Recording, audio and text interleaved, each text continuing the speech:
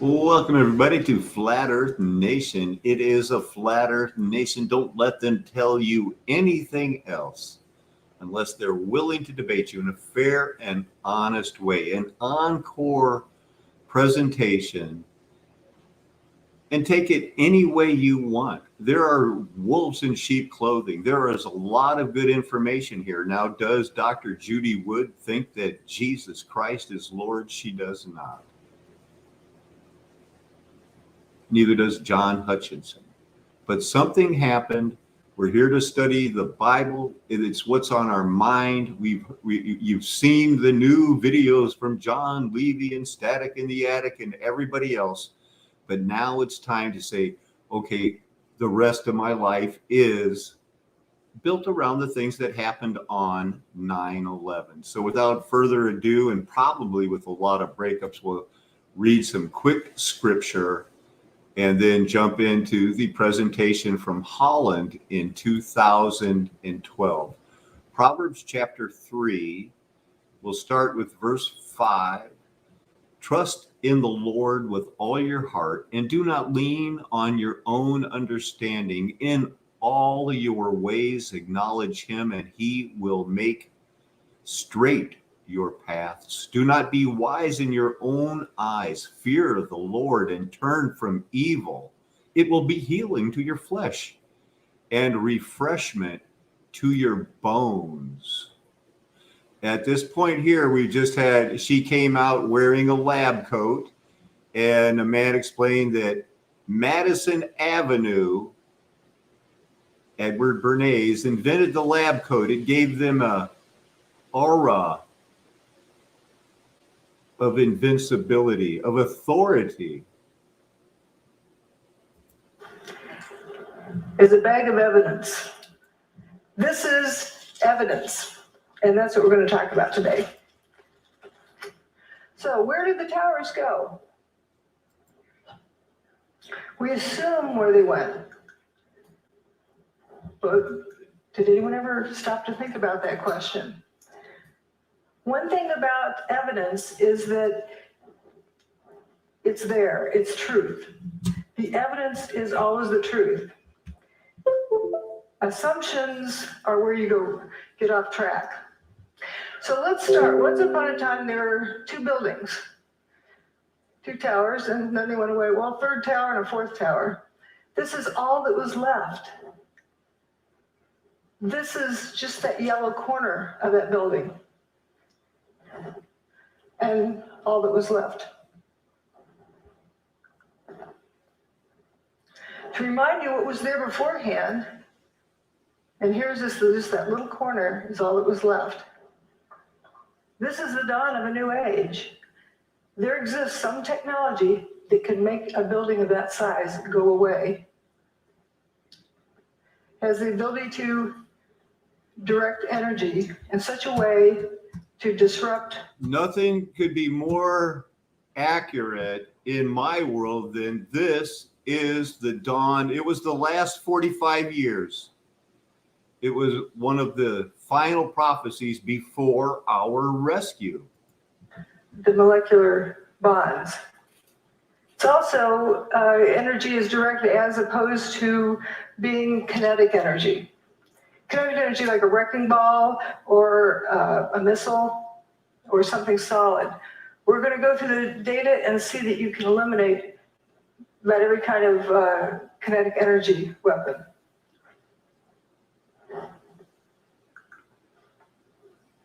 And we know this technology exists. The whole world saw it, even though they were told they saw something else. They saw what happened. And this indeed is a technology that can be used for free energy. It doesn't need to be used for evil purposes.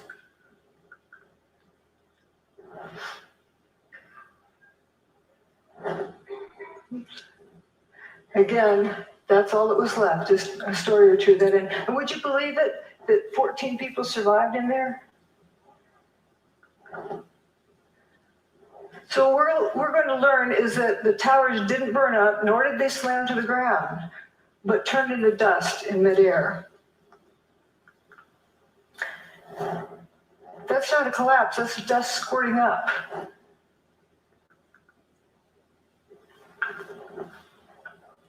Why did so few people see that? Because they were told to see a collapse, maybe? There's three main things that keep people from seeing what's going on. Problem-solving skills, groupthink, peer pressure, and that they're terrified by the implications. We're going to just focus on the problem-solving aspect. If I tell you, the answer is 27, am I right?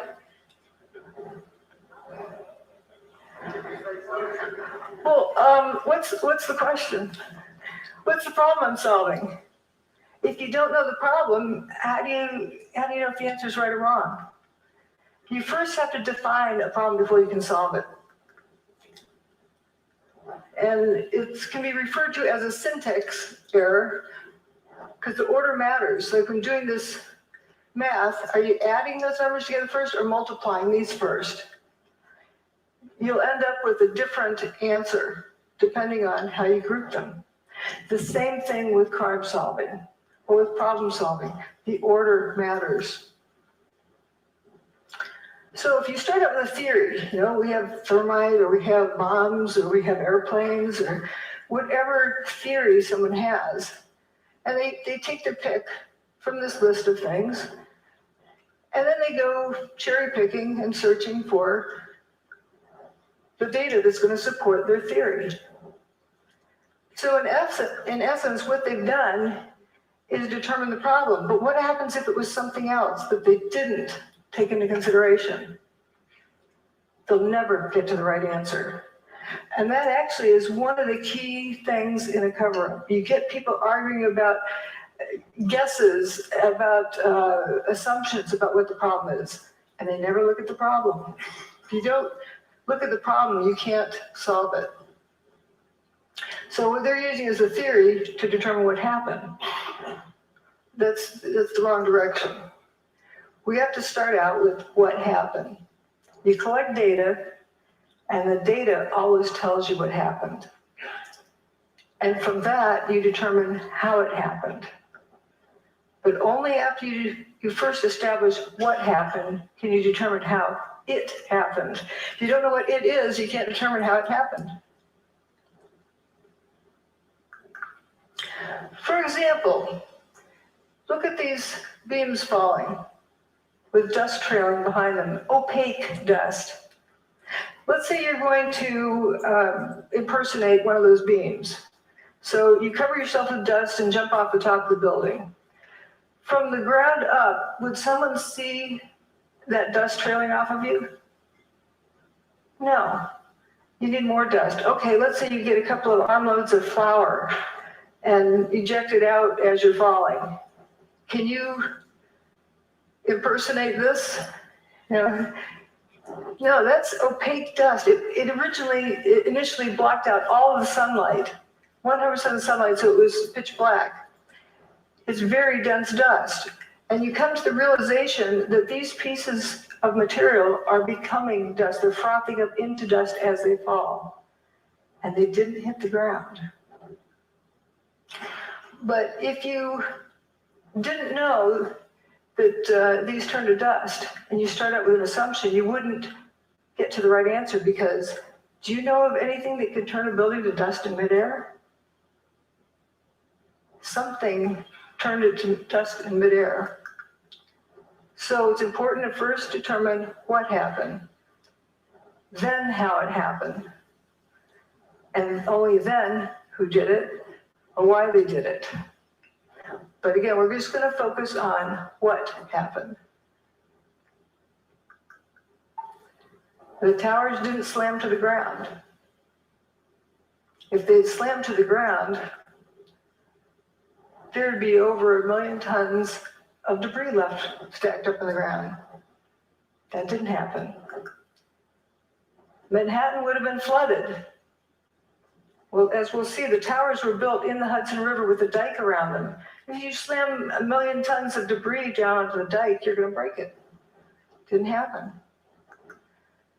And if you slammed 1 million tons of debris to the ground, it's going to make a thud. The seismic signals did not reflect that. Those are the 3 biggest issues, but there's a whole lot of others as well. But we'll focus on those initially. The lack of debris, the fact the bathtub wasn't damaged, and the low seismic recordings. There's all sorts of other things, and toasting cars, of course, is one of the favorite things. And then in the second part, I talk about other pieces of information, other data that shows more about what technology is involved. But remember, you first have to establish what happened. Lack of debris. Again, if over 1 million tons of debris slammed the ground, you see a pile of debris left over. All right, you go to work on a nice September morning. There's Tower 1, there's Tower 2, and you work down here in Bankers Trust. So you're going to go into your office there in Bankers Trust, and then you're going to look out the window and see what you can see. Down here, you look out the window. What's it going to look like? That's looking out that window. Air-conditioned office, looking across the street, and whoops, where did the building go? This is right after 9/11. Tower 2 is basically missing. Tower 1 is missing over there. I think everyone have to agree there's not enough stuff left piled up on the ground. So again, we're looking out there. Now we're going to look the other direction. And this main body goes missing. Just the north wing is left. The building just went missing. That's building 4. It was a 9-story building.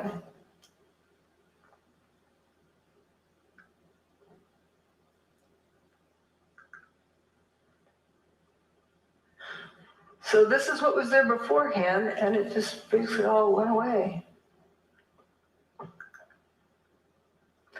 And then a satellite image shows, all sorts of holes that were in those buildings.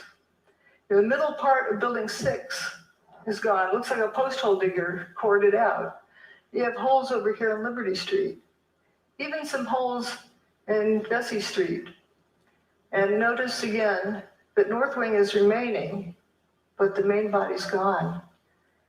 And this is Bankers Trust, where you're looking out the window, seeing a non-building across the street.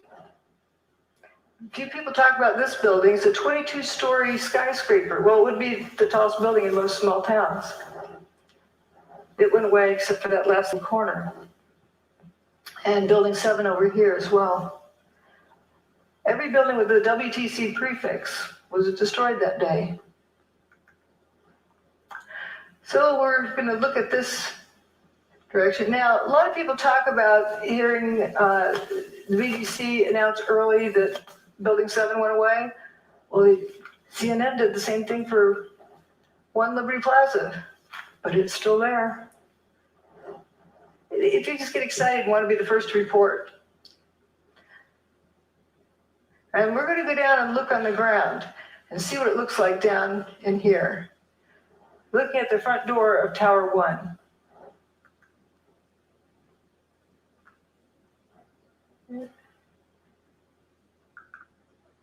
So here we are down on the ground. There's Tower 1, north and south walls. Ambulance was parked in front of the front door of Tower 1. It doesn't look clobbered by anything. This picture, I believe, was taken on 9/11, later in the day. I don't see any big steel beams on the ground. There's aluminum cladding. The towers were built with steel columns on the outside that were covered with aluminum cladding. And you see the aluminum cladding. The ambulance looks pretty good.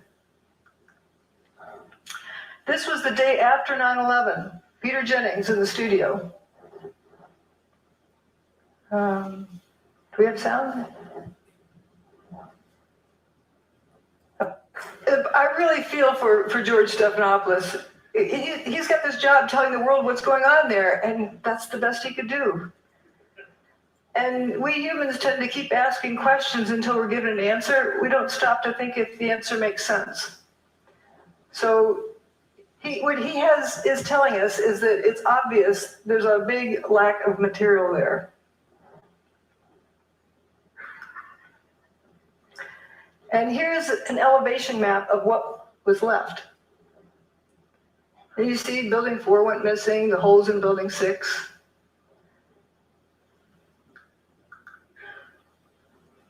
Here's a firefighter in stairwell B. I heard this very, very loud noise above me.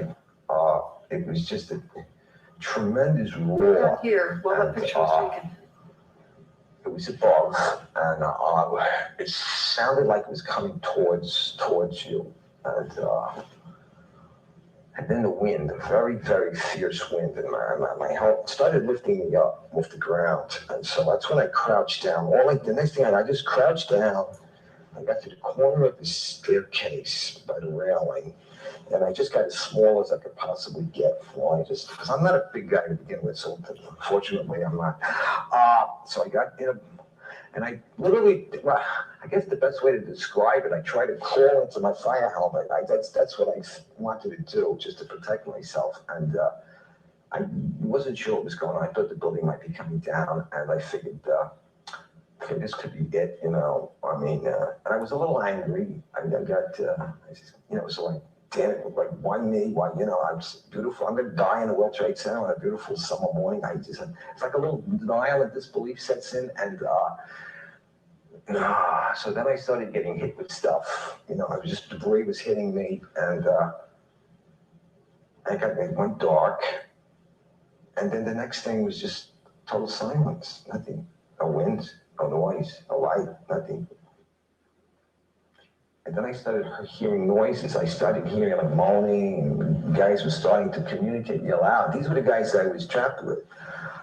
They're calling out, who's there? You guys are right, blah, blah, blah, this kind of thing. And I realized there was other people. I wasn't alone, because when you're alone in a situation like that, you're talking, it's like existential isolation. It's like, and then when you find that you're with other people, it makes you feel a lot better. Even though you're in a very bad situation, at least there's other people. But then the strangest thing happened. This beam of sunlight came right in on us, like about 8 inches long, but it was clearly sunlight. It was all dirty and full of debris. It looked like pepper was floating around in it, sort of. But it was sunlight, and I'm like amazed now. It's a 110-story building above us, and I'm looking up at the sun. He was right at the base of this building. When you came out, you had no idea where you were. There was no way to tell north, south, east, west. It was just the whole atmosphere was full of debris and papers and smoke, and there was no landmarks. There was no way to make a reference point. You couldn't see the sun anymore. The sun had gone away. The sunlight that had come in now was gone, and so there was no way to tell which way you were going. He was at the base of this building while this picture was being taken. And all 14 of them walked out on their own steam. Let's see. Here again is where they were. Jay Jonas was one of the ones with them. And so I looked and said, guys, there used to be 106 floors above us, and now I'm seeing sunshine. There's nothing above us. That big building doesn't exist. Then later said, these are the biggest buildings in the world. And I didn't see one desk, one chair, one phone, nothing. Another survivor described walking out onto an empty football field. This is from the base here. This is what was there that went away. And that's where another 14 folks survived, in that little stub at the end of that first building I showed. And they had that hole in building 6 where 50% approximately of building 6 was missing. And the main body of building 4 went missing.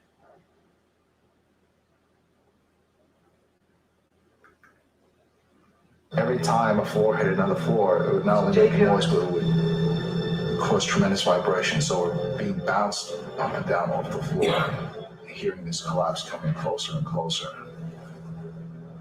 Mickey Cross was caught on the second floor. My helmet started flying off my head. I had forgotten to snap my helmet. So I grabbed my helmet.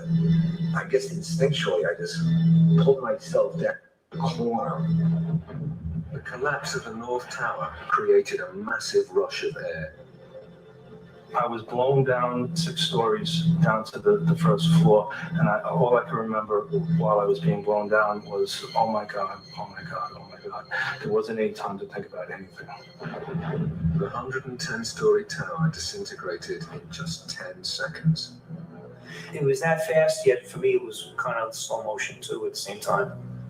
And I remember thinking to myself, I said, oh shit, this is it, we didn't make it.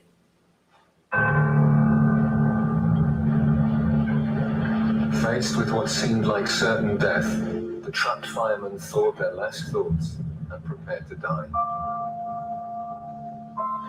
In those 10 seconds, I was like, well, I'm 33. What have I done with my life? Worked almost all the time. My wife is going to, be a widow now. And I pretty much saw myself. Pretty much saw my funeral. I saw everybody at the wake at my funeral, and my parents and family there. You think about everything, I guess, that you haven't done in your life, and you realize that, is this it? Are you gonna make it out of here? And I was just too young, and I have too much more to do with my life than for this to be it. I thought I was going to be dead in a few seconds. And I remember feeling, I hope this is fast. Because I had a fear of being trapped, like say with a broken back or severely injured and still being conscious and alive. It was strange, but I was at peace when the collapse actually started. I said, whatever's going to happen now is going to happen. And I hope it doesn't hurt too much, but the fear was gone. The collapse of the North Tower killed over 1,300 people trapped inside the building. But some of the concrete walls encasing Stairway B had remained intact, and enclosed within them, 14 people were still alive.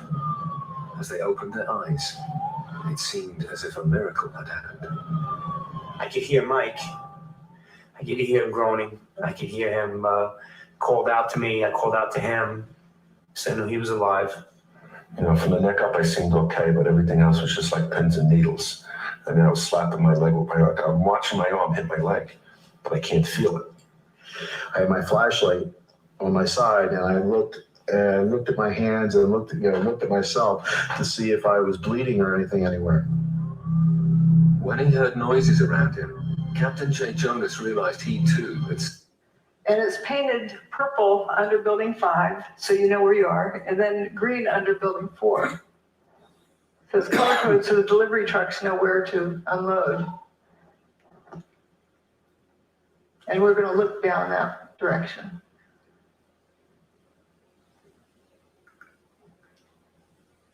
Just after 9/11.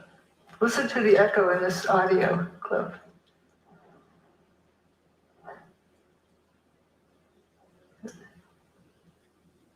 Going down to the parking garage. We're in quite deep. These are the first pictures of search crews underneath the World Trade Center, desperately looking for survivors. That's not a collapsed parking garage. That's not even a full parking garage. It's an empty parking garage.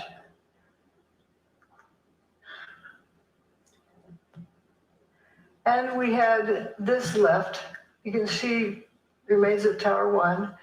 Stairwell B where those guys survived, and it's all at ground level. There was a lot of dirt brought in. We were able to move 120 dump trucks out of the city last night, to give you a sense of the work that was done overnight. So some of the debris has already been removed. More of it is being removed, and it'll be done by barge all throughout the day today. Do you think it was going to get cleaned up in one day? Again, here's the ambulance picture and all that was left. Where's the debris of 1 million tons of building? One of the other survivors said this. You know, we kept telling him we're in third floor, fourth floor, stairwell B, North Tower. Where are you? North Tower, stairwell B. Where are you? Stairwell B, North. Don't you know where North Tower is? They didn't know where the North Tower was because there's nothing left.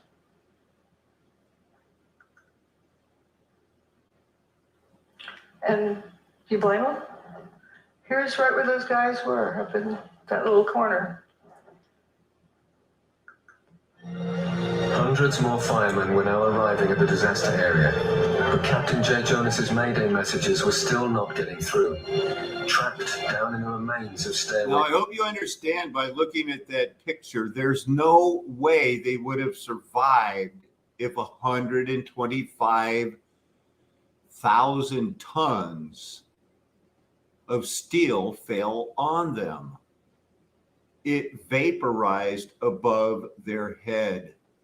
Maybe there was nothing else Jay could do. We realize we can't get ourselves out.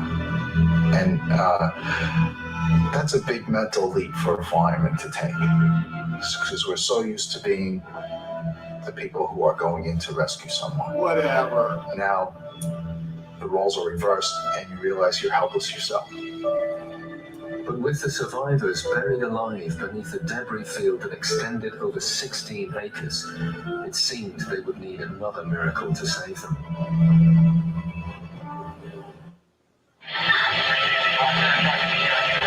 It was midday on 9/11, and in the chaos and confusion, Captain J. Jonas's Mayday messages were still not being received. The miracle of stairwell B is that these are the original people. They're telling their story. Indeed, they're real people, and they were trapped in there and walked out. And what they experienced. Can you imagine being at the base of a 110-story building and the building goes away and you're left alive?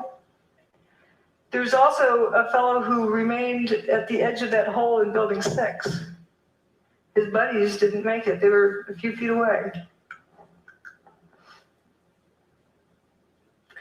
There's stairwell B. And just to look at the amazing aspect of this, you get the bare sidewalk over here. Building 7, a 47-story building, didn't even fully spill across the street. If you had a big building coming down like that, even with explosives in it, it'd be like machine gun fire on all the adjacent buildings. Didn't happen. And this dome doesn't look clobbered. It's right across the street.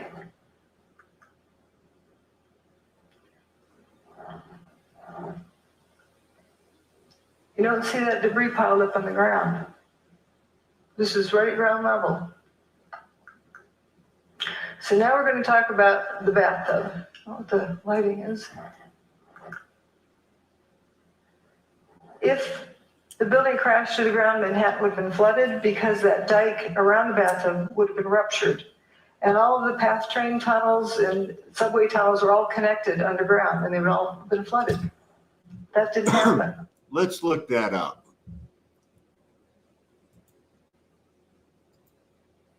Let's look up the bathtub history. Ground level.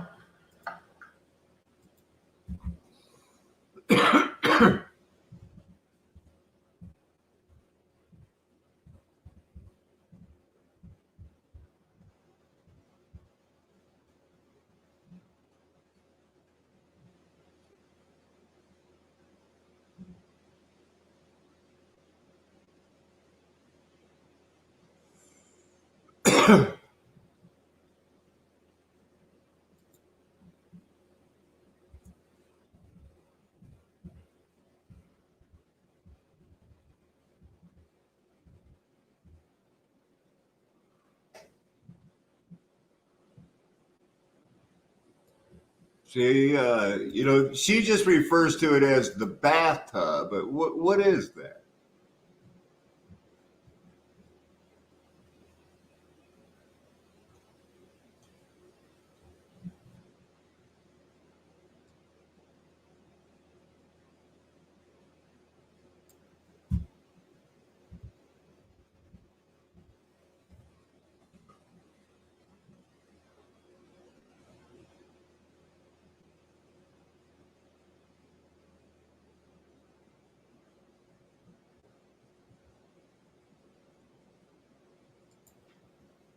Let's try underground.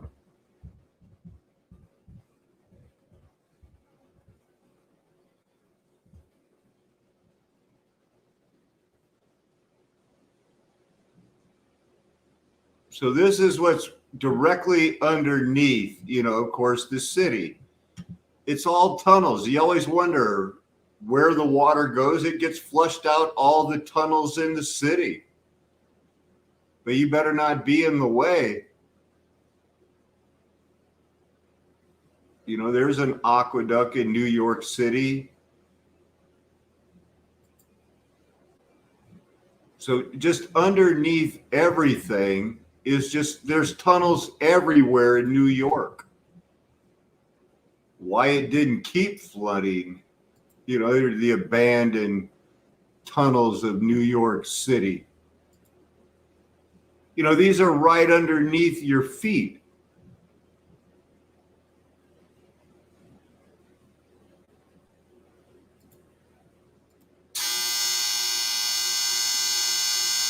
How about that?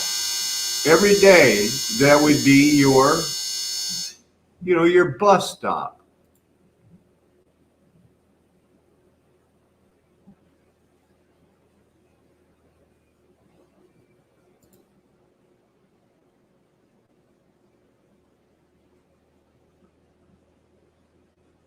That was their world. And right underneath the ground are tunnels and everything else that if this fell, it'd make a big hole.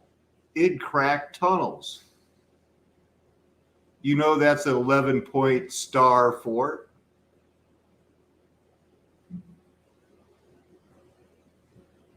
Whispering Arch of the Whispering Arch. Look at this. This is an Analima tracing the zodiac in a bus station. Now, a train station.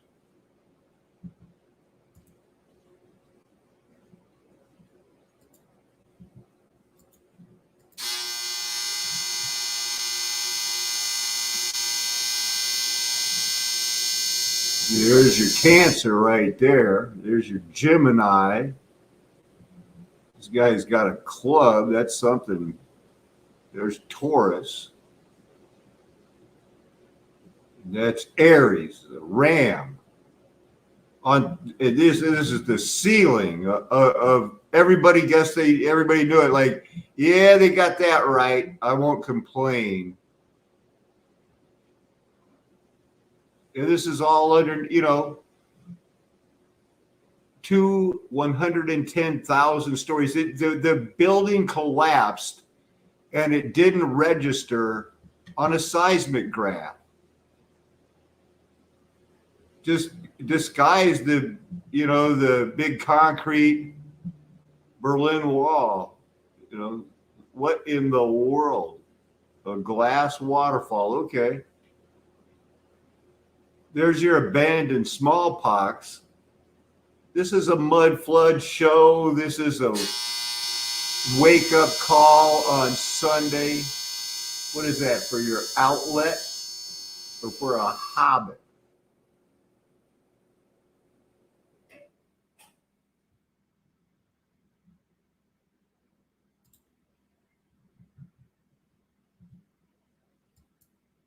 Now let's look up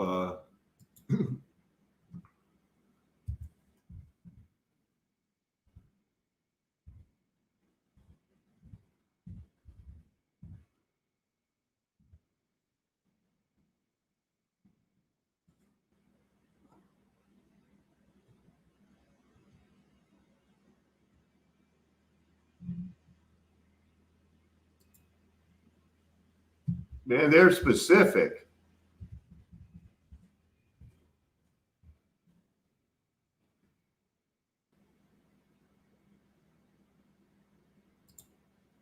Hi everyone, welcome back to my channel. 1956, he invented a typewriter that actually created. You know what? I saw that one. It wasn't that good.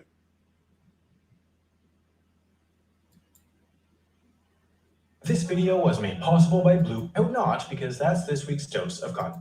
And so the owners of the station, the New York Central Railroad, saw an opportunity. They would put the everything underground has these tunnels, one layer underground. The bathtub is what holds the water in.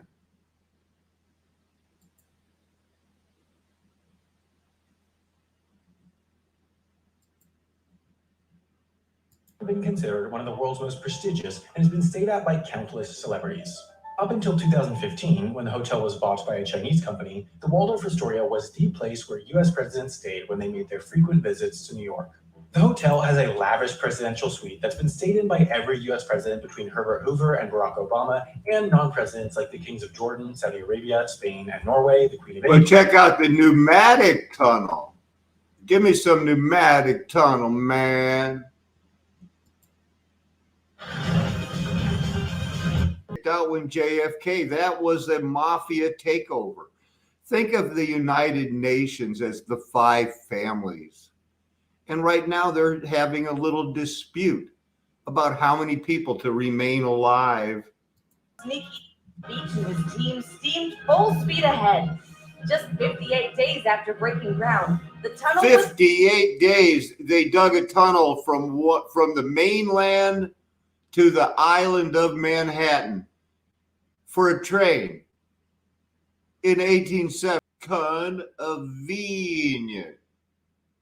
We're going to get right back to Dr. Judy Wood. I know that's why everybody's here. It's why I started my morning wanting to talk about it. But, you know, underneath New York City is a very, very suspicious time. A little bit closer look at this. Underground, blown by a fan, moving a railroad car in luxury.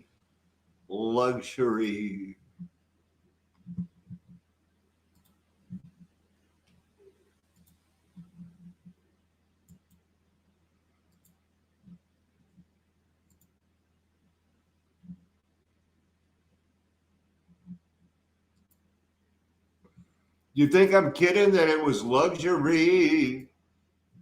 Luxury.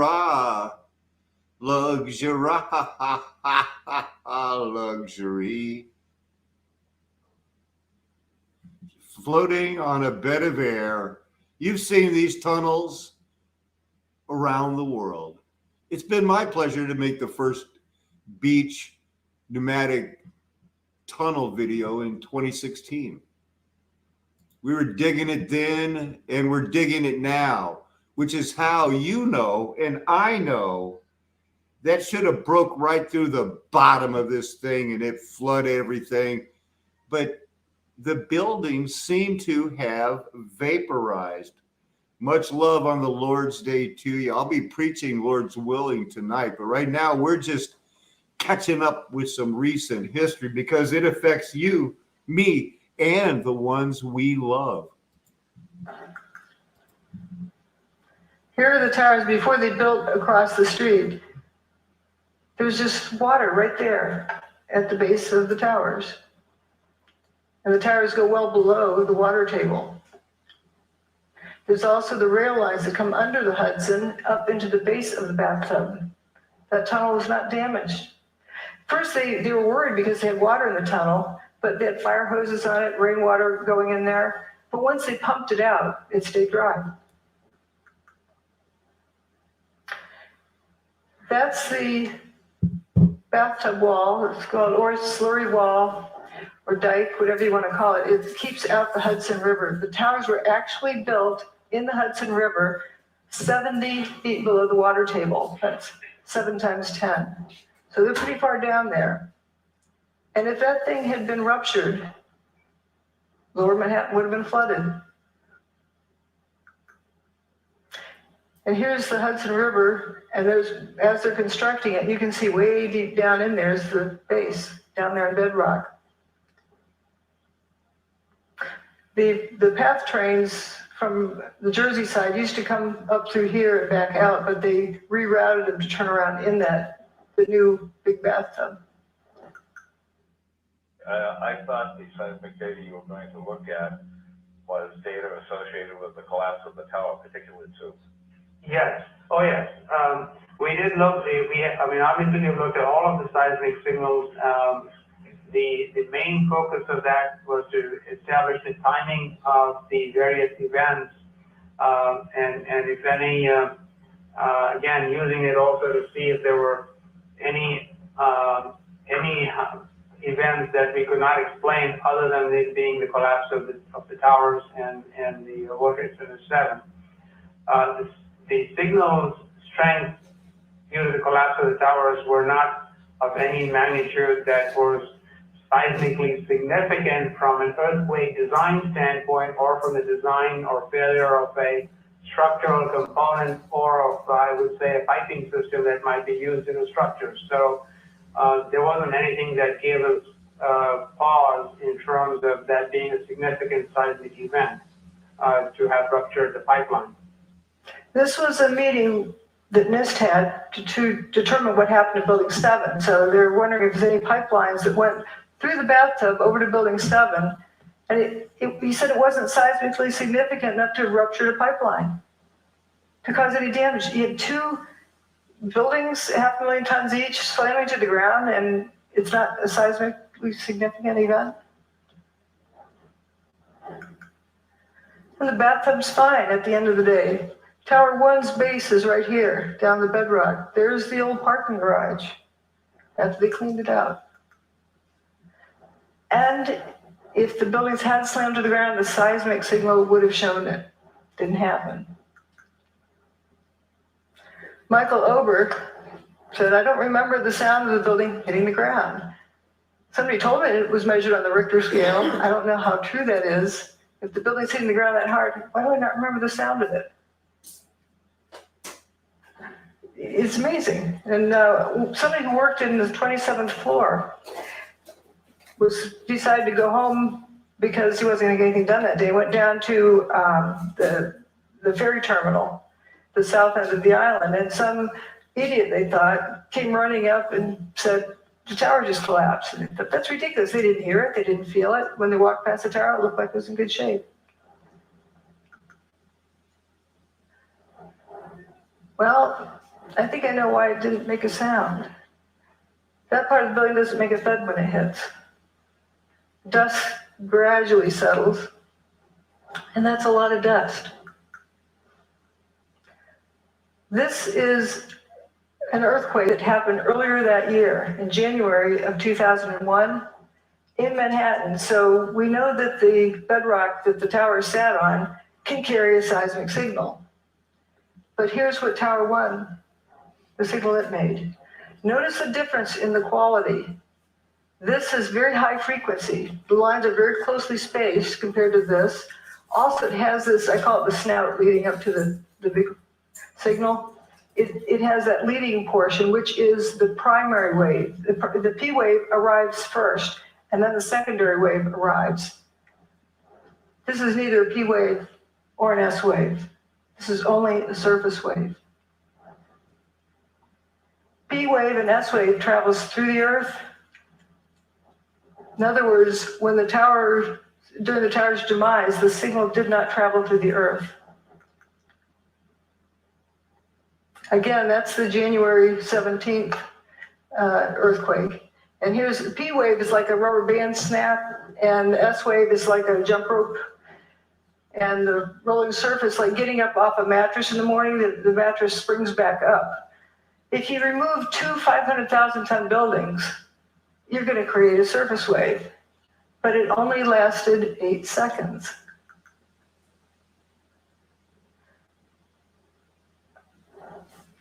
You know, it takes 9.5 seconds to throw a bowling ball off the roof of the towers and have it hit the ground.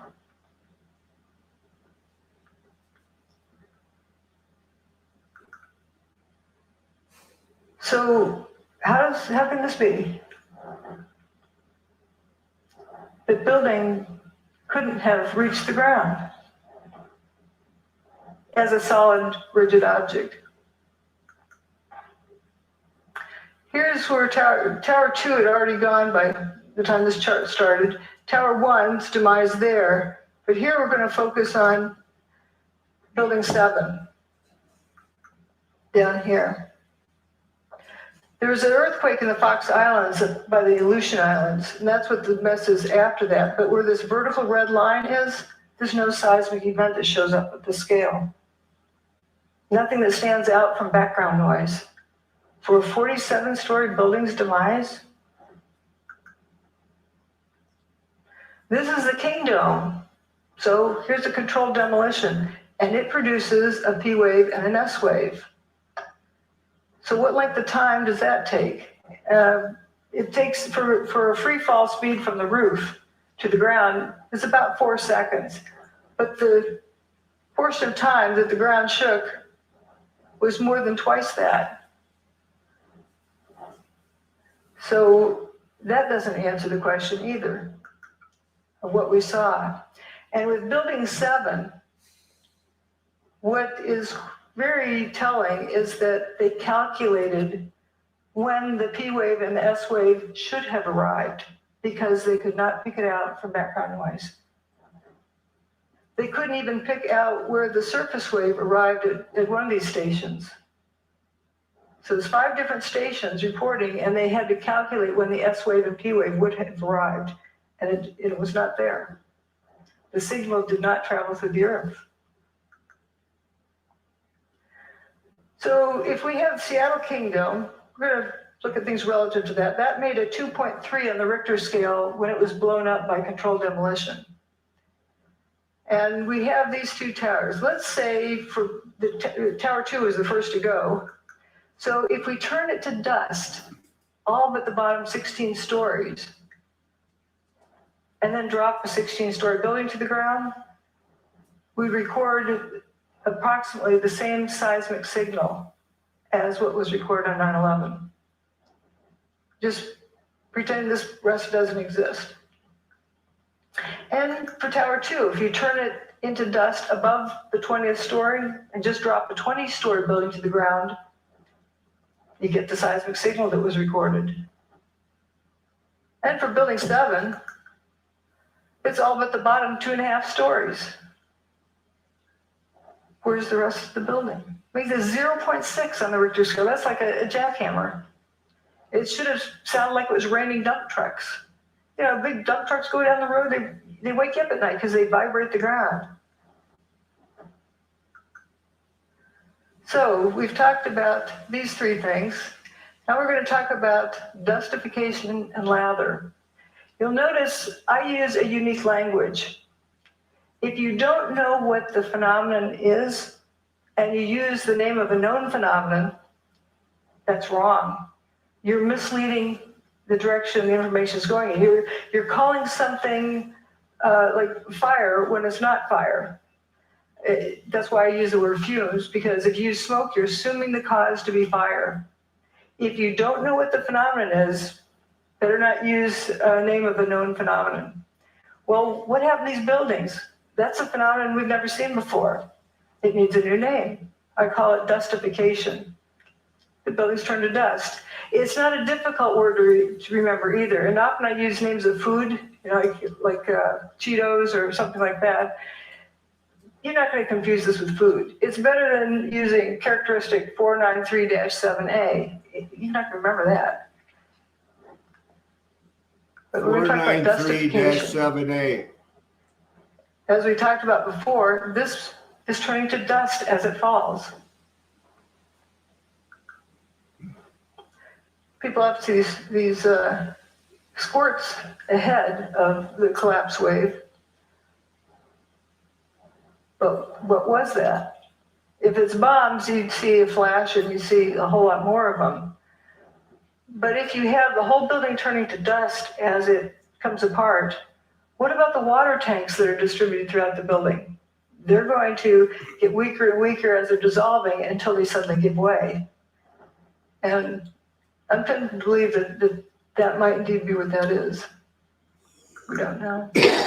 But if you've got that whole building down on the ground in like 8 seconds, let's say 9.5 seconds, just to give it some extra, it would have to be squirting out here at the base at a minimum of Mach 1.5.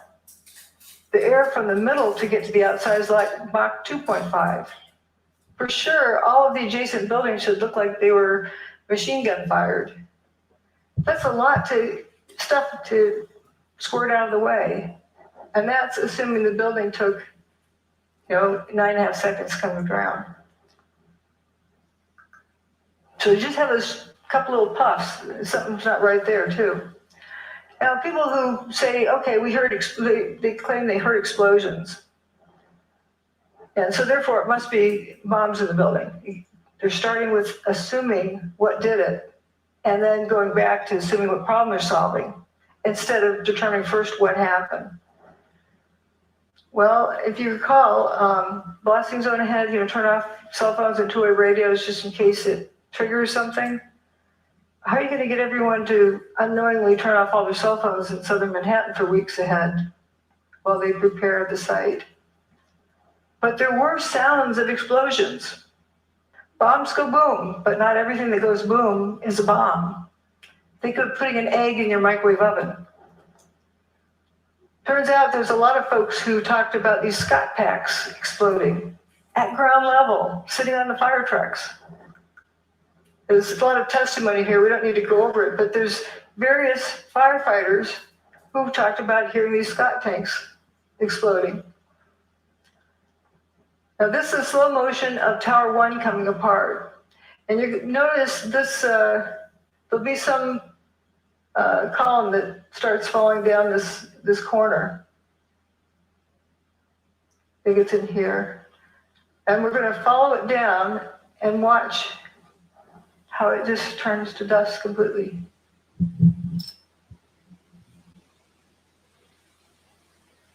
And as well as these other things. Here it is. Okay, it's got the dust trailing behind it. This is a solid piece. It's like ice cream melting. It's going away. And if you focus on various other parts, you'll see the same thing. There's no sound with this. This is a high-speed version. You can see that piece again. And these big chunks over here. You see it's turning to dust as it comes down. And we're going to go look down on the ground right next to where this was coming down. This is the Verizon building here. Whoops, right here. And we're going to look at the corner right below there.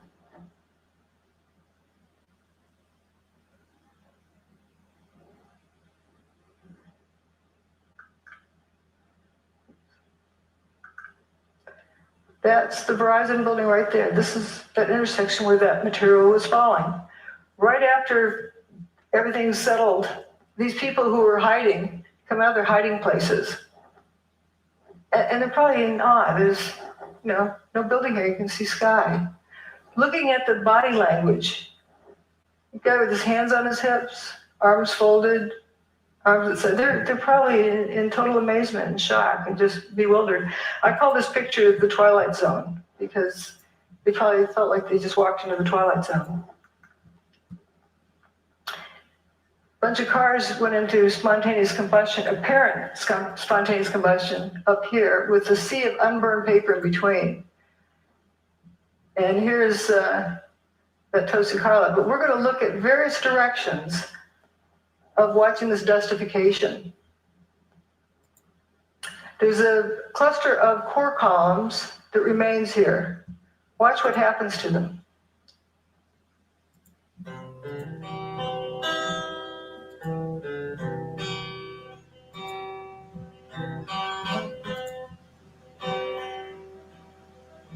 They just faint.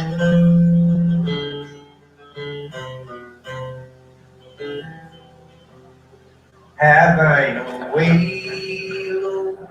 I believe that's the upper part. Thou art the potter, and I am the clay. Oh, mold me and make me after thy will, while I am waiting. still. Have thine own way, Lord, have thine own way. Search me and try me, Master, today. Whiter than snow, Lord, wash me just now.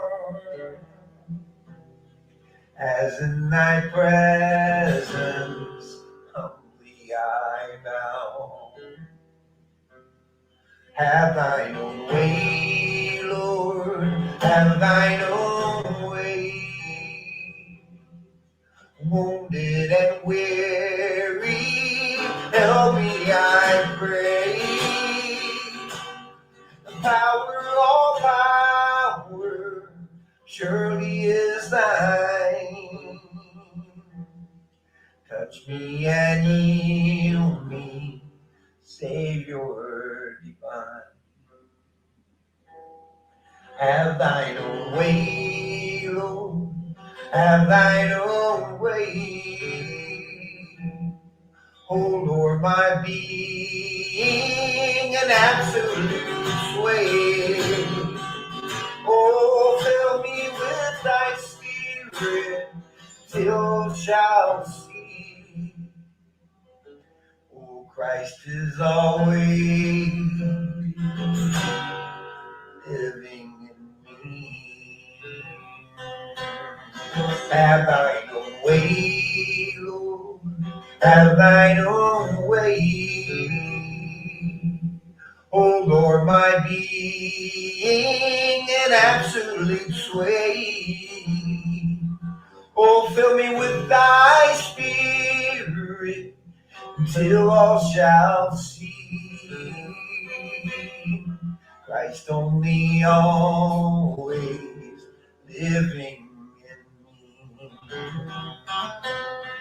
Christ only always living in me. Have thine own way, Lord, have thine own way.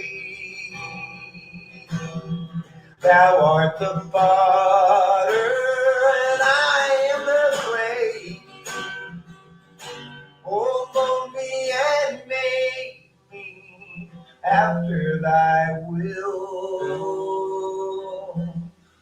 While I'm waiting, yielded and still. While I am waiting, yielded and still.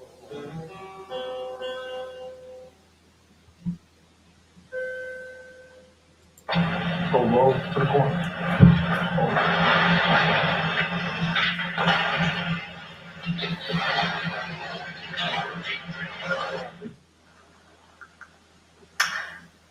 Now we look at dust rollout and buzzballs. This wall of dust is pouring down the street. It was chasing people, and it overtook them. Didn't cook them. Just left them covered with dust. I like these abrupt lines, like you can see where this other fellow's tie was tucked in there. He was just covered. He didn't get cooked. The dust went a certain distance and then went up. Another bizarre thing. Again, it's important just to take in all of the data, and it starts telling you the story of what happened. Let the evidence tell you the story instead of forcing it to go a particular direction. And I wouldn't have seen this before. Just all particular distance then goes up. There's a video filmed by Bob and Bree, who had an apartment up here. Bless them for saving this video and then sharing it with the world. This is an image from there, and the dust doesn't quite touch their window, and it goes up.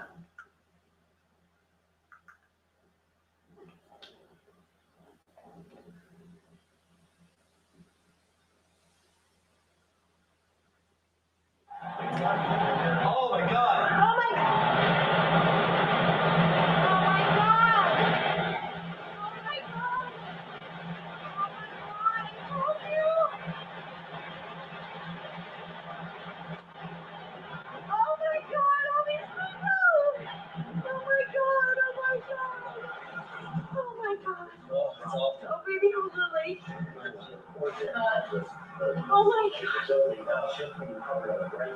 Is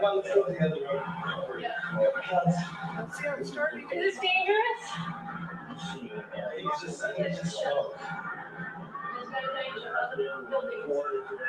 Is the air conditioner turned off in the room? And the windows closed in the bedroom? Near the area, an absolute crazy situation.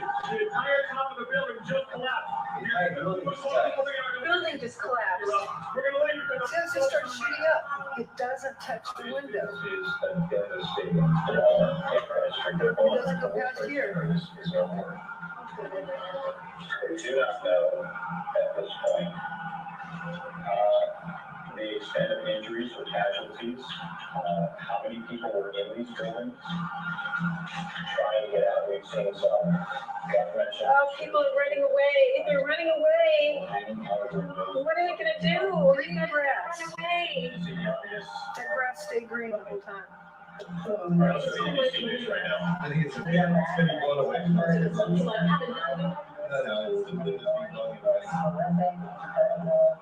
It just came that particular distance, but it went up. A few minutes ago, from the last unit, actually, the second twin tower collapsed. Just to recap, if you're just joining us around 8:42 Eastern Time this morning here in New York City, a plane crashed into the right twin tower in the World Trade Center. It goes up. Now, controlled demolition, the dust doesn't really go above the highest point of the building, the original building. But this went up and blocked out all the sunlight for a few minutes. And it went up and continued going up. And continued going up for months and years. Wet tire tracks, they wet it down, they're misting it from up here. But what's this? Wet dirt. All right, fuzzballs. Notice how clear the air is from here on up, but down at the bottom is a thick haze. And you'll notice from the time on the clock that it's only 15 minutes after the South Tower went away. And this is 15 minutes before the North Tower went away. How could that fine of dust have landed in that short of time? It's fallen out of the air because it's clear. And there's several other pictures that indicate this, that it was coarse dust that landed and then became fine dust and began rising up like it kept breaking down. Toasted cars, we got to get to the toasted cars. I say they're toast, they're history. I can't say they're burnt because I don't know that, but they're toast. I just decided to use that word to say something happened, messed them up. You can't fix it, you got to get a new one. It's history. This is a police car found on FDR Drive. I don't know how it got to, I don't know where it was toasted. There were some that were witnessed as being toasted on FDR Drive. But this one is quite interesting in that it has an abrupt, toasted, not toasted. Like it's like it's on the showroom floor. It just had a new wax job back there. What abruptly stops a real fire, a regular fire, doesn't do that. It would be lapping around the corner. Also, why aren't the lights melted? And you have the circular spot on the other side. Gas tank is still, fine.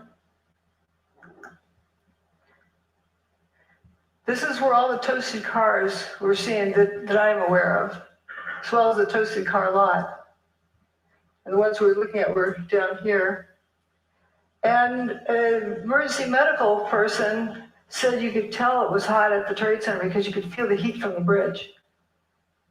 But paper wasn't burning down here. How could somebody over here, 3/4 miles away, feel heat? Something that they perceived as heat.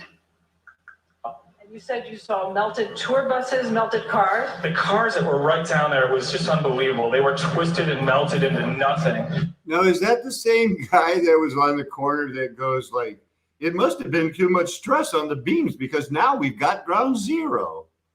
Looks like the same guy. The debris is just unbelievable. And then you can see fire trucks and police vehicles that were down there early that all their windows, the windshields are completely blown out must have been from when debris dropped. But even more jarring, I think, is this scene right here. Look at these two cars placed on top of one another. I think when you think about the impact that these planes must have had, it's hard to visualize because everything melted. But here, at least you have some remnants. You have literally an engine that is melded together with other parts of the car. Moving over, you've got another car they moved here. It looks like it's been through a war. You can see the papers, all the burned out papers from the building. You see the soot and the dirt, and it just shows you how devastating this blast was. Look across the street there. You've got a Con Ed truck that, you know, some of the Con Ed people now looking at, examining, trying to figure out which truck that actually was. But that truck too, in terrible shape.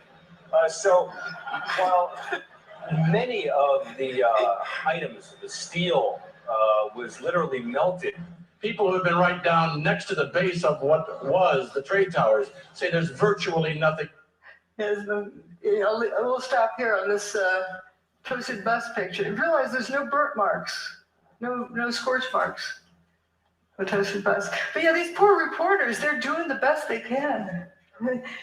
Remember, the evidence is the truth that a theory must mimic if a theory is correct.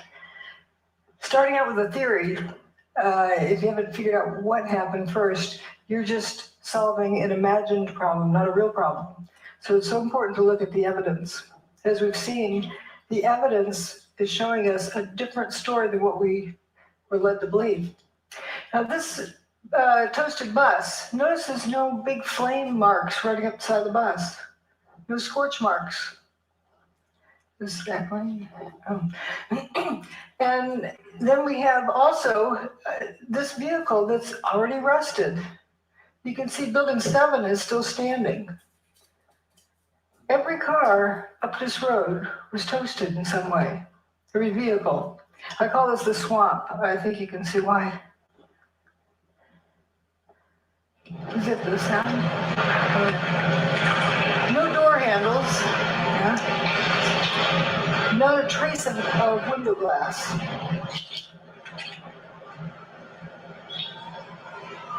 Just go.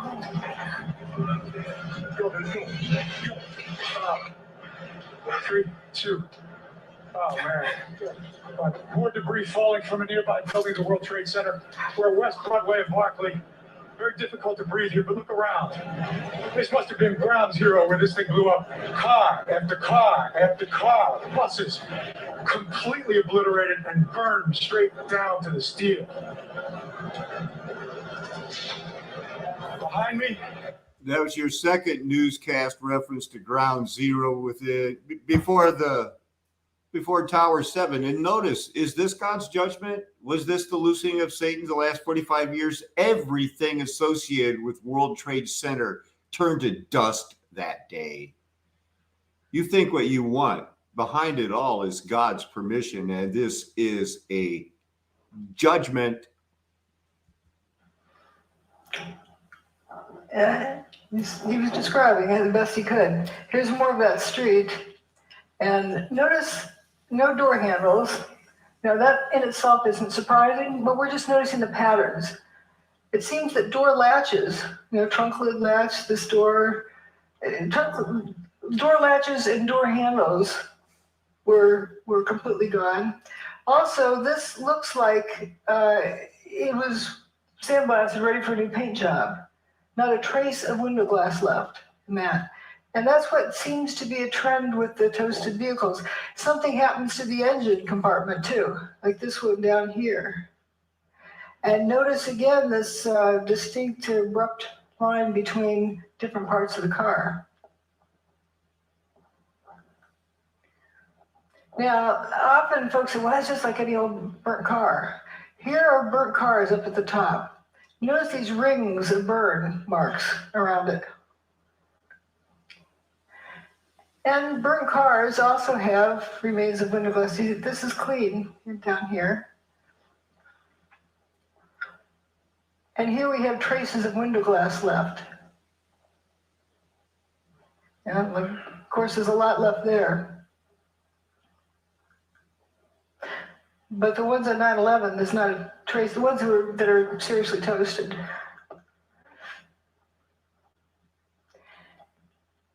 Doesn't look like, these are uniform colored, like they've been sandblasted, ready for a new paint job. And the insides are completely toasted. I think they threw this stuff in afterwards. But the stuffing is still partly here in the burnout car.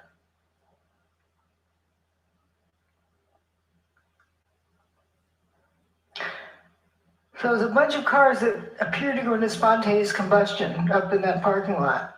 And we have various views of that, and my detractors often say, well, the cars were towed. They were burned elsewhere and were just towed through junkers. But we have photos of them before, during, and after.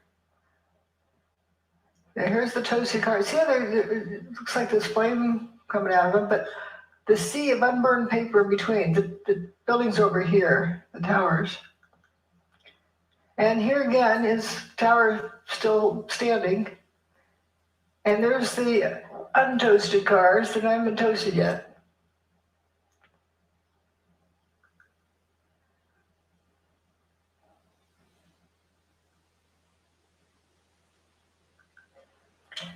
And there they are, they haven't been toasted yet. They're still in good shape.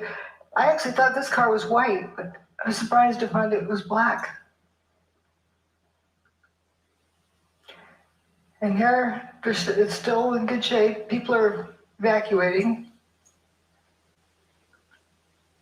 Here it is after it's been toasted.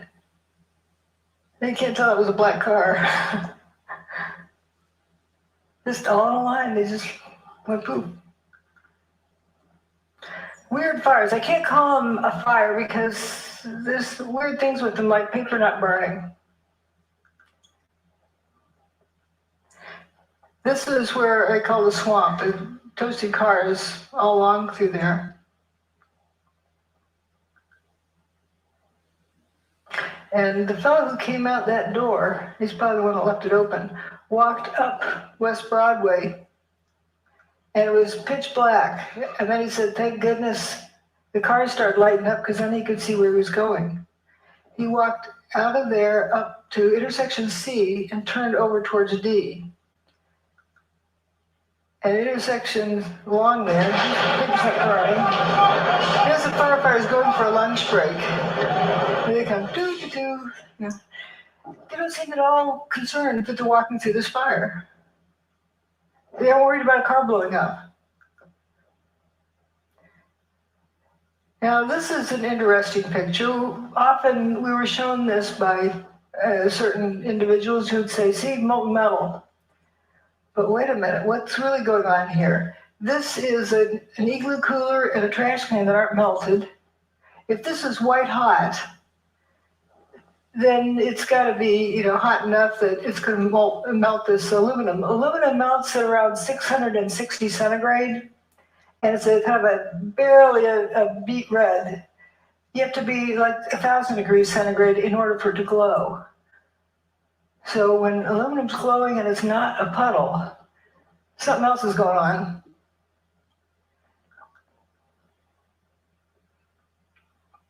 So we're told about pools of molten metal. That's paper, not burned.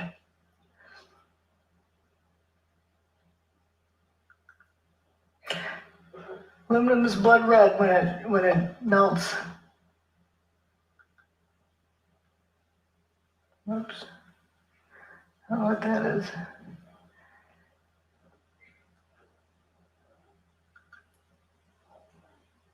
Again, remember this temperature, and up here is where you need it to be well above where aluminum melts. But you see, this aluminum cladding appears to be glowing on the end. This corner up here. And you get these, I call them Cheetos. And in case people don't know what Cheetos are, the orange thing on the ground, and you're not going to confuse that with a piece of steel. But there's these little things that look like Cheetos that are glowing. Pretty strange. Reporting molten metal like a slurry Or a steel mill or a volcano. Those are quotes. Giant pools. What about the pictures of them dragging oxygen hoses all over the steaming supposed hot metal? If it were that hot, you wouldn't dare do that, would you? Would you? Oh, you have the infrared photos of the molten metal. Well, again, what melted the metal? Was it heat? Or was it something else? Here on this thermal map that is so often quoted, point E is right next to where building 3 had been. Here's point E. According to the measurement there, it's supposed to be 819 Fahrenheit. That's above 212, the word water boils. This guy doesn't look like a boiled chicken. Yeah, how hot can that be? So the color in that map meant something else. It wasn't temperature. And nice bushy trees didn't melt. But or didn't burn, neither did the paper in the street. But what happened to these vehicles? What happened to his engine? And where that firefighter walked up the street and turned the corner, here's right where he turned the corner. Getting these Cheetos on the ground, whatever they are.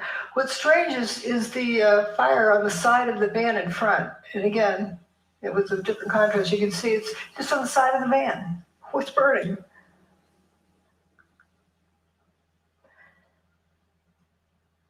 This shows the apparent spontaneous combustion. This is during the cleanup. You see that thing that flashed over there?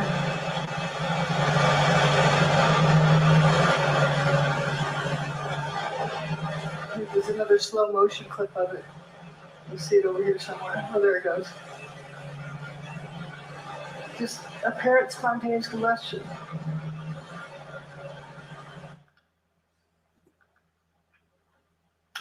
This is a clip where they talk about hot steel-toed boots. Up to 10 times a night, often until 2 in the morning, delivering whatever it is rescue workers need to do their jobs, like the ones working in the hotspots. Steel-toed boots is one of the biggest things. Steel-toed boots. Steel-toed boots. Out still on the rubble, it's still, I believe, 1,100 degrees. The guy's boots just melt within a few hours, and they're burning their feet. That story was repeated again and again and again. People assumed it was proof that it was hot. When my steel oven melts, the turkey inside is more than well done. So how can you have steel-toed boots melting and there's no reports of burned feet? How I hear that is the boots were coming apart. They're disintegrating. Someone suggested it was because of heat. And people just ran with that story. It was the best, the only answer they got to the questions. They ran with it. But something was likely happening to those boots coming apart. But you can't walk around on a barbecue grill without burning. Yeah, if it's that temperature. Mayor Giuliani. There were fires of 2,000 degrees Fahrenheit below the ground. I could be standing here and you could be standing there. And I could be describing to you, Governor, the site. And then a fire would break out in between us. And it was just by luck or the design of God we weren't killed. He was standing on 2,000 degree temperature pile. He doesn't mean to be sounding like an idiot. He was describing something that he experienced, and that was the best explanation he could give. Weird apparent spontaneous combustion. So here we are, down to the rolled up carpets. You'll see why I call it that. At the end of the day, you have these straight soldiers here. If you have buckling from overload, doesn't it bend over? Doesn't it? Just let your mind feast on that picture there. Where's all the rubble? We see more rubble left from the firebombing of Tokyo. Bend around the horizontal axis. Why is everything straight? If you overload these outer columns, they're going to bend. If you mash something down real hard, it's going to bow out. Yet what we have, instead of having it bend over, is curling around the vertical axis. Here's a cluster of 3 columns. And this lasagna noodle, see, you can't confuse that with a piece of food, but it emphasizes the fact that this isn't loading that does this. Something else happened to this. This is straight, it curled around the vertical axis, not the horizontal axis. How do you get something to bend more than 180 degrees and not even crack? It's a smooth bend and it splits at the seams. This is a very interesting one. I'd like to have somebody, you know, an engineer who claims that that's normal, draw me a free body diagram and show me the loading to put on that beam to make it do that. You know, it's not like a rubber band that recoils. If it's hot and it's flowing, it doesn't have the strength to recoil. So how do you explain this crinkling up, like curling ribbon? Now that's what buckled beams look like. They don't do that. You see through holes there. It just happened at one place. This was found in Banker's Trust. Banker's Trust was determined to have not had any fires in it. So we're going to begin the proof of concept. Okay, here's what we found at the World Trade Center. And here's something that John Hutchison bent. It's molybdenum. It's not cracked in the corners either. It's smooth curling. When I first contacted John Hutchison, I sent him this picture and said, does your neighborhood ever get to looking like this? Because you have this toasted vehicle here, and the one in front is parked in the right place, but it's just got the tires in the wrong direction. You know, it's not oriented correctly. And notice all the marble around the doorway is gone. The rest of the building, there's no stab wounds in the building, no big beams went flying through. Another weird thing is the window glass. Sometimes just the outer pane's broken. The rock doesn't do that. Evidence of levitation. When I came down, I was across the street, and I picked up the camera just out of habit. And something in the back of my mind said, run, run, run. And never in 20 years of shooting in New York had I run from an assignment. But something in the back of my head just said, run. And as I hit the corner of Liberty Street, it was almost being picked up by a tornado.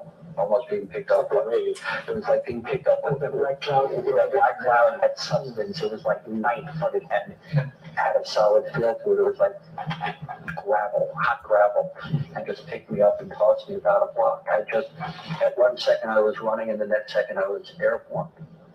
And I lost my glasses, I lost my cell phone, I lost my pager, but managed to hold on to both cameras. But it threw me for a block. I was back there at Ground Zero last week and walked the area where I have a pretty good recollection of where I was and where I wound up, and it was just under a city block.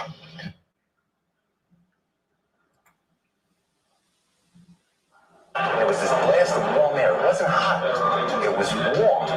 And it picked me up and threw me up against the wall of the building that was physically picked up off the ground. I remember an explosion. At that point, I got knocked out. I don't remember anything. Then I got up and I looked out the window because the windows exploded and the street below caved in.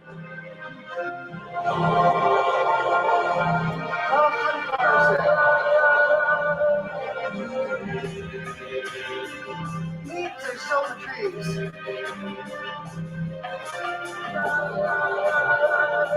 This is in good shape, but upside down. The cards appear to be either flipped or toasted. Now let's consider something else here. John Hutchison's work, he's got water drifting up, levitation of water.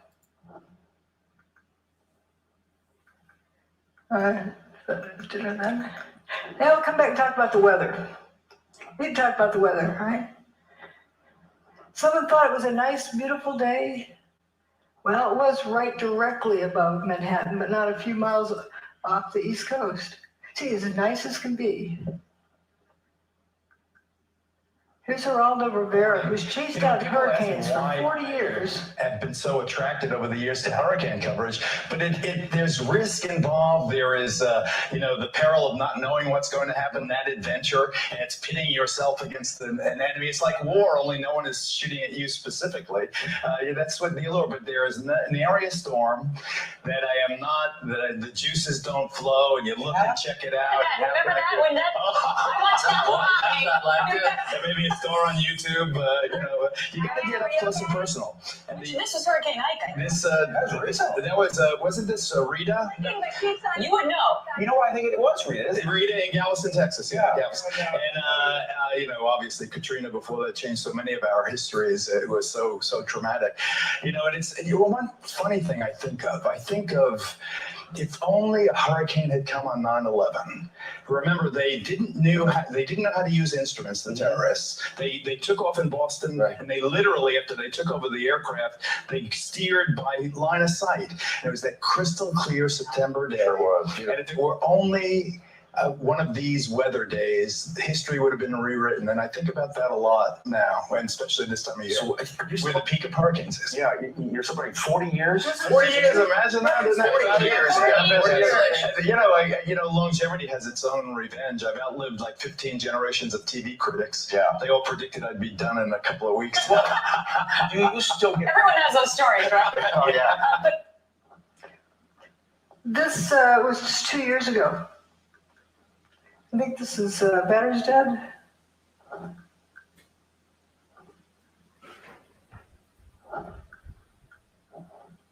No, it doesn't seem to advance. I'm going to click advance. See anything missing? This is where the hurricane was, here.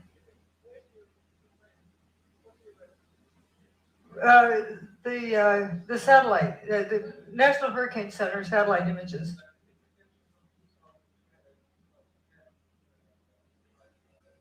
That's Geraldo from that time. The rest is from 9/11. Geraldo apparently didn't know there was a hurricane that day. And Joey Moore, a flight attendant on 9/11, who flew out of Boston's Logan Airport just before the fatal flight that left, did not know there was a hurricane either until he saw it on my website. That's the question. It begs the question too. Because you know how much they like to melt those for all they can get. They love to report on hurricanes. I'm not saying anything. I'm just noticing if people didn't know there was a hurricane coming and you saw it was headed straight for New York, if it hadn't turned around when it did, Manhattan would have been flooded. And how fast can you evacuate that many people from Manhattan? Can you afford that risk unless you absolutely know there's no chance? Unless you how would you know? Right.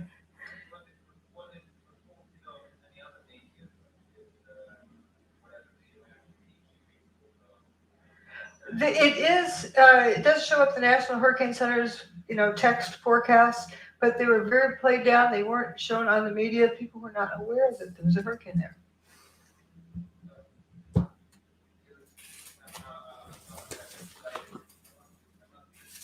Oh, they took the ships out to sea because they knew that the hurricane was coming.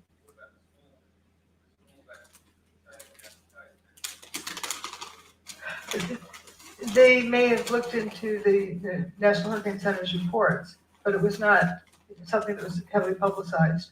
It wasn't zero publicity on it, but it was very underreported.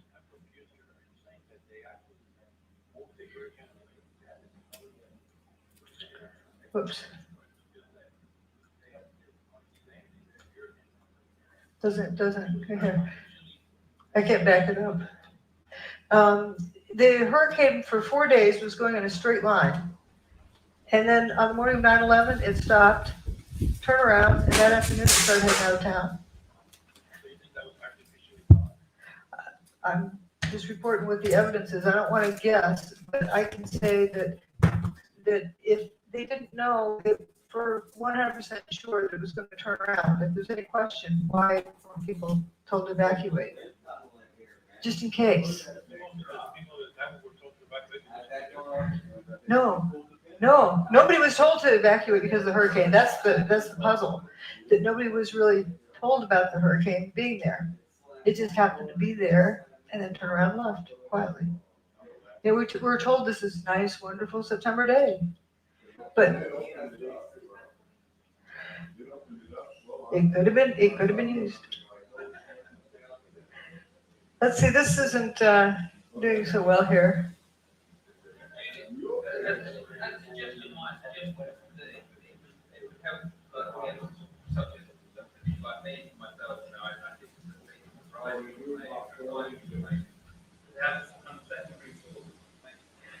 National Hurricane Center.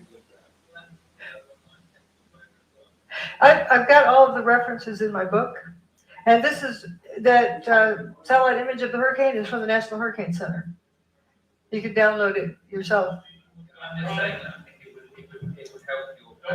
Excuse me, drjudywood.com/article/Erin. You'll find pages of multiple reference data from the UK Meteorological Office, from the Canadian Hurricane Data Center, from the US Hurricane Data Center, and other sources. And I've got more if you want to write me on something. The clicker doesn't work. Ladies and gentlemen, let's let Dr. Judy Wood get through her presentation. We've got plenty of time for questions afterwards. Thank you so much. So let's also look at some other information. Now, the hurricane was going to turn around at some point. They thought on day one it was going to turn around because it was a high pressure system moving across the US. But then didn't. Well, maybe on day two it didn't. Maybe on day three it didn't. Maybe on day 4. Thank goodness it did. They predicted it was going to turn around all this time, but did they really know when? If they didn't know, they ran out of room.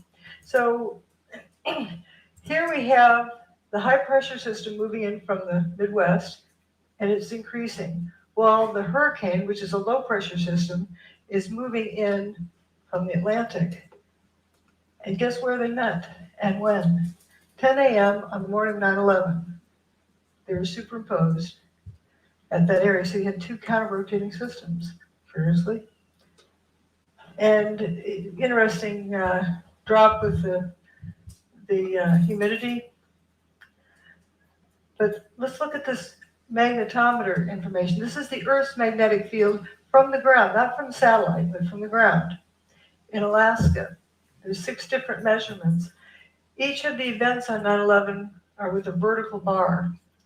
The first one is WTC1 getting an airplane-shaped hole, and WTC2. Then WTC2 goes poof, WTC1 goes poof, and then later Building 7 goes poof. I say goes poof, it didn't collapse. They turned to dust. So it's interesting. It's pretty much a steady state, and something different happens here. There was a solar storm approaching, but it didn't get to that point until a day later. So there's something else going on here. A closer look, about 20 minutes before WTC1 got its hole, that's the North Tower, they started wandering off of their average value. And as soon as WTC1 got its hole, it reverses direction. As soon as WTC2 gets its hole, it goes horizontally. It's like one reversed the other one. Maybe coincidence? And then when WTC2 goes poof, they start going downhill, but when WTC1 goes away, it really drops off the cliff, and then things are all haywire all afternoon until WTC7 meets its demise. The Earth's magnetic field, as recorded at 6 different stations. Again, here's where they start wandering down. There's actually 3 different measurements for when the North Tower got its hole. The 9/11 Commission report, the Palisades seismographic station, and the NIST report. I can tell you which one's right based on where the turnaround happens. And see how these go horizontally after building 2 gets its hole. These are the 6 different recording stations. It's just, a curious set of data. Now we're going to get into the proof of concept. I can't say for sure what technology was used, but I can show you something that reproduces all of the same phenomena. See this guy, Nikola Tesla. He can generate all of these various pieces of evidence, all these different phenomena. So can John Hutchison. When he tried to replicate the work of Nikola Tesla, he discovered all these characteristics. And all of those characteristics were found at the World Trade Center site. Let's notice this metal luminescence without heat. Hot things glow, but not everything that glows is hot. George Pigott got a patent just about 100 years ago, a little over 100 years ago. Levitation. He's got a static field, and he's doing some other things with putting in some kind of energy, and he's got these static balls, these steel balls levitating. I think they're actually silver. And Thomas Townsend Brown also looked into the same area about using electricity. And then Ed Leedskalnin, who built Coral Castle. Here's John Hutchison standing in front of the Great Pyramid. There's a person down here in the background. You can see they're almost 2 blocks tall. Well, that's about the same height as this doorway of Coral Castle. So they're about the same size blocks. They're 15 tons each. So this guy built his castle by himself. We don't know how this one was built. We can only guess.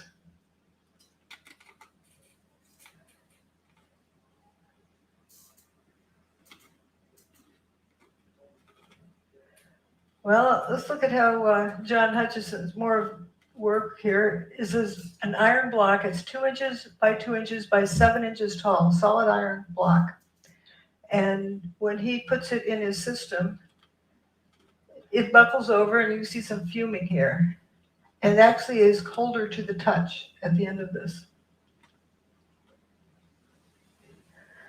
And here we get to see it happen. And we're going to compare it to the fuming door handles from 9/11.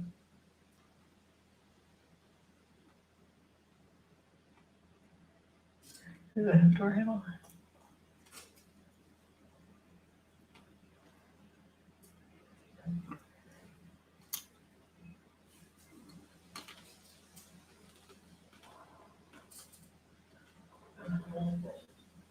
Yep, it's a cold process. Solid iron.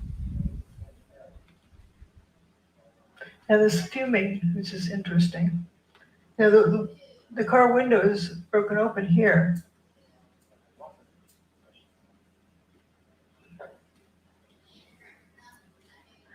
We're going to look at some other things about the weird fires. I can't call them regular fire because I don't know that. The weird fire, just to note that it's not something that you know for sure what it is. It's glowing, but the paper doesn't seem to burn. If this was glowing because it's hot, it'd have to be at least, 1,200 degrees centigrade. Aluminum melts at a little over 600 degrees centigrade. It's not a puddle. This aluminum is not a puddle, so how hot can it be? This igloo cooler and the plastic trash can are not melted. The paper is not burned either on the ground. So what is that color? And another weird thing about this, right across the street over here is Burger King. Inside they're flipping burgers, cooking burgers for the firefighters, not serving to the customers, and then the building across the street was missing. It's just a weird sight. Now this van is also interesting that we get all this something looks like it's on fire. Weird fires there. This van down here has a fire on the side of it. What's burning? And if you say falling debris that was on fire hit these vehicles, why didn't it hit anything else? And how's it under the vehicle? It's just very strange. This park place is several blocks north. There is John's boat experiment.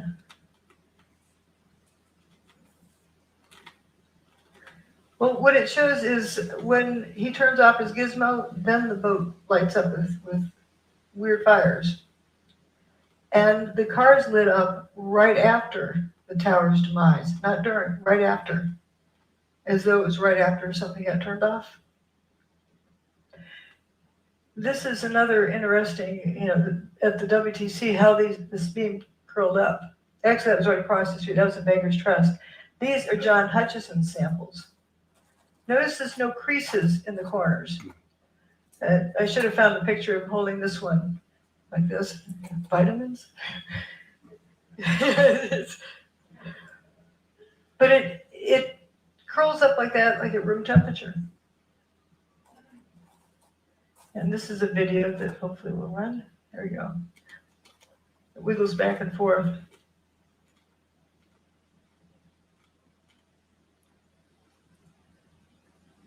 Now watch this thing. It's going to come apart in here. Right here. It just cracked.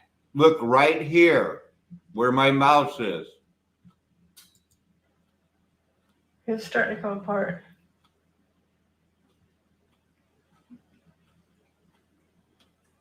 Weird things happen.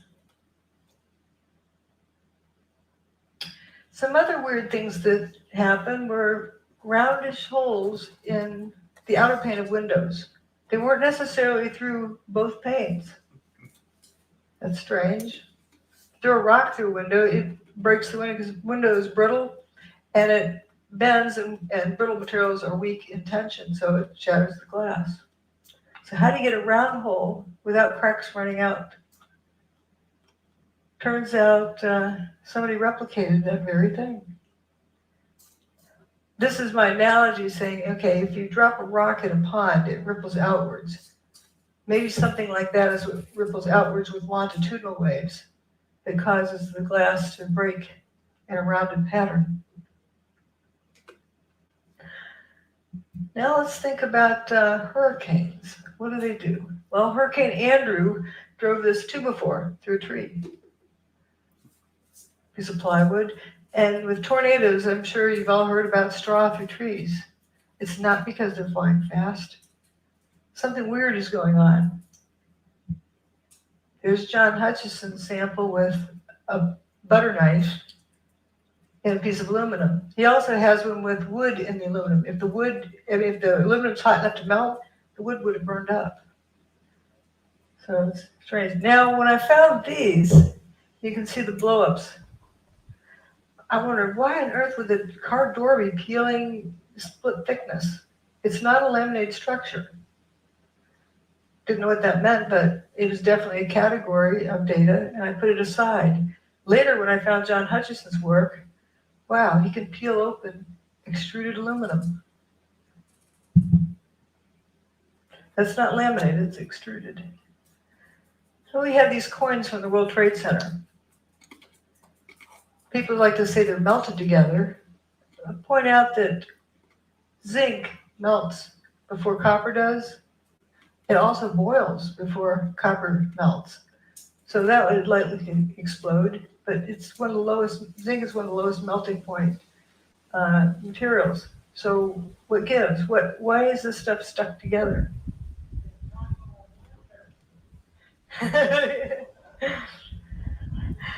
And this is the only surviving file cabinet from Ben & Jerry's ice cream store. Here's the piece of wood embedded in the aluminum from John Hutchison's work without elevated temperature. Same with these. WTC6 with these cylindrical holes in it. Well, here's John Hutchison's aluminum sample with cylindrical holes in it. It's as though there's a pencil line in space around which material at the same radius is dustified. And if you had a lot of those vertically here, you would end up with dustified cylindrical columns. But there's no way you get a drill in there and turn it sideways. It's parallel to the surface, and it just starts right here. The end of this bar is solid. Let's look at some other similarities with hurricanes. Kind of like a big Tesla coil. And come to think of it, ahead of a storm system, people feel the storm coming. Birds know to head for cover. You can feel the static field ahead of the storm. Here's another thing about storm systems. I don't know if this needs a click or not. This is from this past spring in Texas, where there's a bunch of tornadoes, and you had flying trucks. Went across a transport company, trees flying through the air, the trailers, there you go, a couple of look at that, the beds of the trailers twirling around in the sky and then dropping down from at least 50 feet high down into the ground. We saw trees, there goes another semi. It's spinning, down it comes, bang, lands on its nose right down at the ground. Big piece of a tree there that just got hurled up, I believe it was. So certainly we have seen a destructive tornado on the south side of Dallas, still within parts of the area near south of Grapevine, north of Arlington, a possible tornado in the Dallas-Fort Worth Metroplex area, as well as over on the east side of Dallas, in toward the area around the Mesquite area, just to the west of Mesquite and east of it. Those are flying trucks. I would say that's anti-gravity. It's not a vacuum. And people who've been picked up in funnel clouds can still breathe. Remember we saw before where people had been levitated during WTC2's demise, or WTC1. So here we have also the front of Bankers Trust. This was the only non-WTC building that was severely damaged. It wasn't destroyed that day. They actually repaired it. Once they repaired it, they started taking it apart. They got it down to this level where they had repaired it in deconstruction. When they got it down to that level, that's the area that had been repaired. It looks like it's been at the bottom of the ocean for 100 years. Extreme degradation, and it makes one wonder, was the building continuing to disintegrate, and that's why they had to take it down after they repaired it. And it took them 10 years to take it apart. Now we're going to look at tritium. Kind of interesting. It's usually something that comes from nuclear reactions, but here we don't find any of the ionizing radiation that you get with nuclear reactions. Some aluminum with holes in it. Material is changing. This was a sample of dust from the Bankers Trust that when they decided to take down, look at all this zinc, the before and after. Like 3,500 times as much zinc from the control sample. Now we're going to look at John Hutchison's sample. He's got, let's just look at the relative amounts. You have a lot of copper and much less zinc. This is for brass. And the affected region, you have about equal amounts of zinc and copper. Whoops.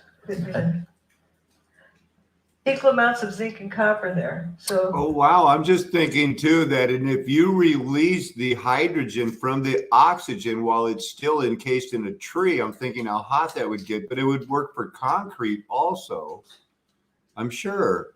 And the people that were in the building that had those trace elements in them too.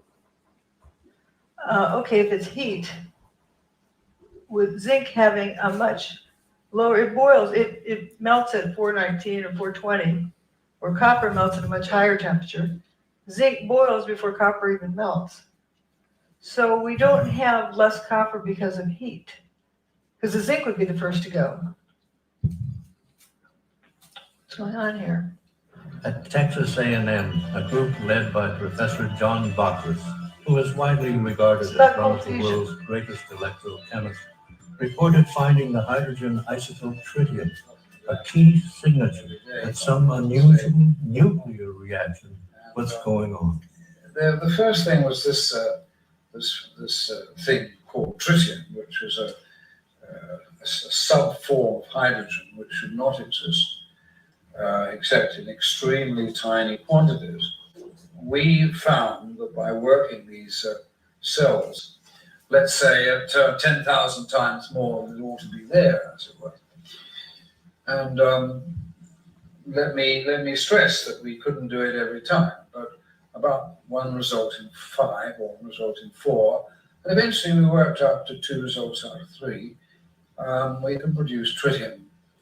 That was the first thing, and in a way it was the first clear proof of the phenomenon. And but the most important and unbelievable phenomenon at that time was the observation of tritium. Back at Texas A&M, Bockless's group found themselves under attack. Science magazine writer Gary proved untrue.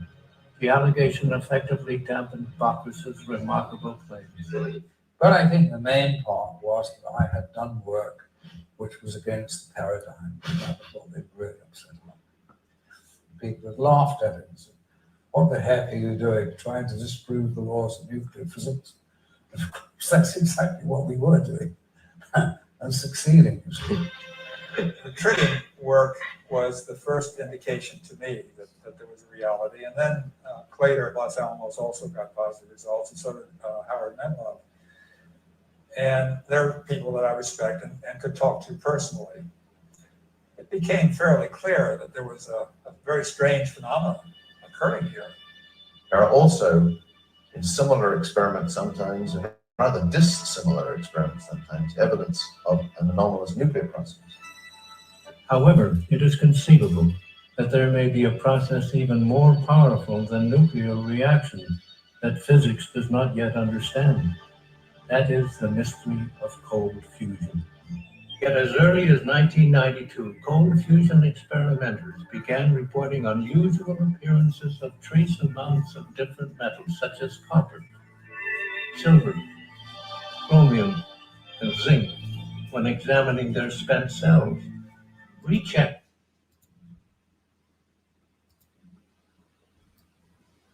Cold fusion.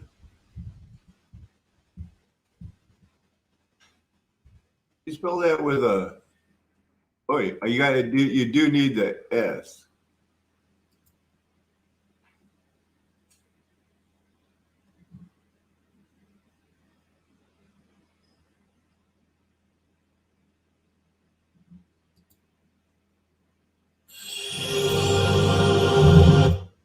Form back into D2O, while the remaining orphaned oxygen atoms combine to form O2, which escapes as a gas up to the surface of the solution. Meanwhile, the D positive ions are attracted to the negatively charged palladium cathode, where they quickly find an electron on the surface of the cathode to neutralize their charge. This cathode is made of palladium atoms, arranged in a face-centered cubic lattice. Some deuterium atoms. It's just always hard to communicate, Sean, using our words in this very phony baloney Phoenician phonics, of which, I'm more than a casual user. We're all hooked on them because we've been forced. It's been forced like chemtrails. Work their way into the lattice by popping through the interatomic sites within the lattice. Other deuterium atoms bump into each other along the surface of the palladium cathode and form a D2 molecule that's too big to enter the lattice. These D2 molecules cluster to form bubbles that rise up in the electrolyte solution. Simultaneously, new D2O molecules are dissociated in the electrolyte into more OD negative and D positive ions. So the process continues as long as the voltage is applied. However, when the super wave principle is used to vary the current with a pattern of rising and falling nested oscillations. The loading of deuterium atoms within the palladium. Remember, this is all for cold fusion. No, they're guessing. Was, but increasingly synchronized over time. At this point, pairs of deuterium atoms begin to disappear. Cold fusion. Wonder who's got it figured out. How about nobody? Checking for possible contamination. Scientists like Botras and Miley confirmed that indeed new metals and isotopes were being formed, transmuted, during the process which produces excess heat. Kevin Wolf made many measurements of tritium. Then he got some even more astonishing results as early as 92, which were these transmutational results, the metal forming another metal inside. The electrode, you see, which was super anti-paradigm. There's that dreadful word alchemy, which we mustn't use, but it was alchemy. That in a way. It was creating new metals. Alchemy. Transmutation phenomena. We see that when Satan was loose, they act like they stopped looking for alchemy, and they had, because they found it. helium-4 production. We see a range of methods of getting the excess heat. The writing is on the wall. The fossil fuel age is about to end. This was a discovery, perhaps as significant as the Wright brothers' first flight. And isn't it funny, these guys, breaking out the Dean Stockwell with the flat earth in his back, with Judy Wood and all of these other people that I've learned so much, but they don't like the Bible. Yeah, Bob, if you're still here, I'm toasted too. But I'm mad that they don't like the Bible. They don't like flat earth because it seems so obvious. Kitty Hawk. There are also, in similar experiments, evidence of an anomalous nuclear process. Having seen the effect with my own eyes, the claims from a few that this is impossible, inconsistent with all known laws of nuclear physics, these suggestions are in fact irrelevant. That well said.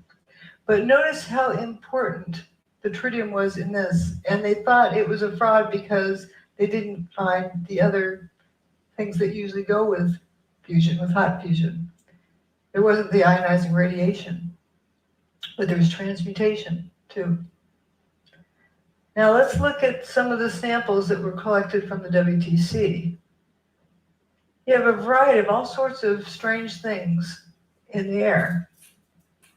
And if you look at the melting or the boiling temperatures of these things, there's no rhyme or reason to the amount of the quantity. It isn't that the things that boil at a lower temperature are more prevalent. What is even more bizarre is that organic material was also found with this, which shows Sean, yeah, Now we get to the most exciting slide. This is from leaky nuke plants, what they pollute into the waterways. The amount of tritium, this is exponential. You guys, so what do we got here? About a half hour, it looks like. I haven't checked in a long time. I want to say hi. I want to let you guys know I've got an announcement coming up about, I think I figured out how another way they get free energy. And, hopefully there'll be some people that stick it out for this last half hour and I'll flesh it out.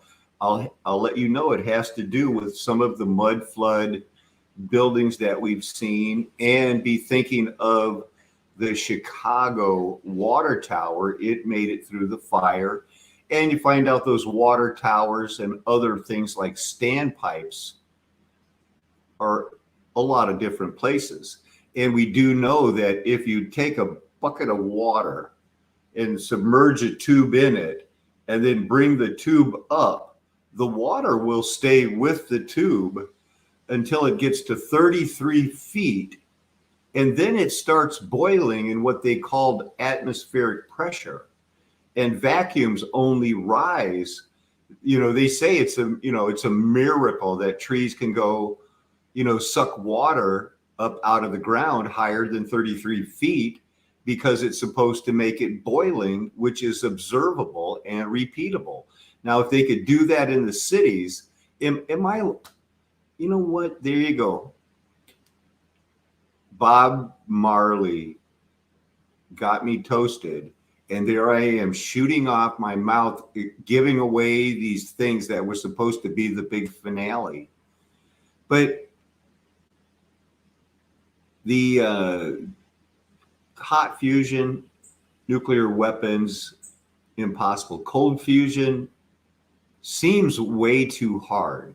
Now, the possibility of creating steam just by, because that way, if you can do it with a bucket or a pool of water, make steam, energy, get that turbine spinning,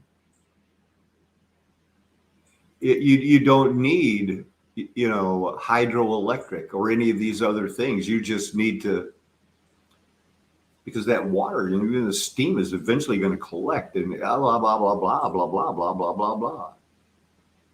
Oh, she won't. Yeah, she doesn't even want to talk it.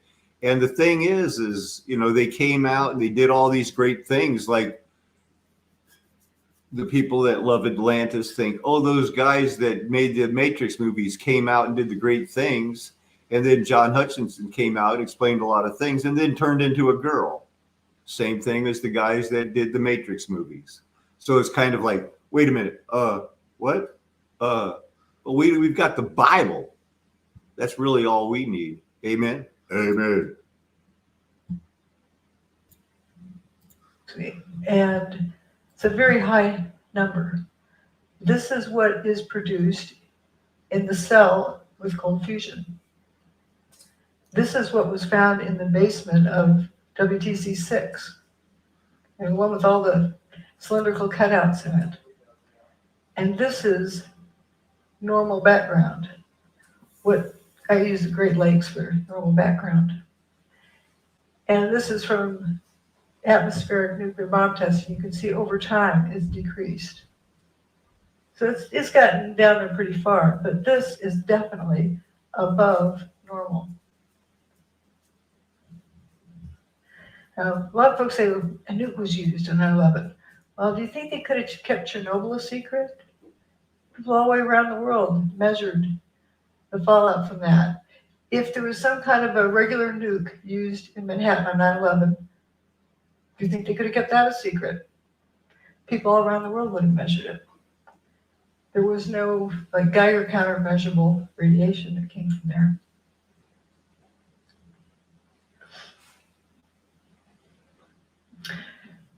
Here are some relative numbers. If compared to what was measured at the World Trade Center in terms of tritium, the background levels are 1/50th. What was measured with cold fusion is 50 times that, but that was in a cell. Keep in mind, the World Trade Center had fire hoses on it. You know, the hurricane rained on it. It was diluted down somewhat.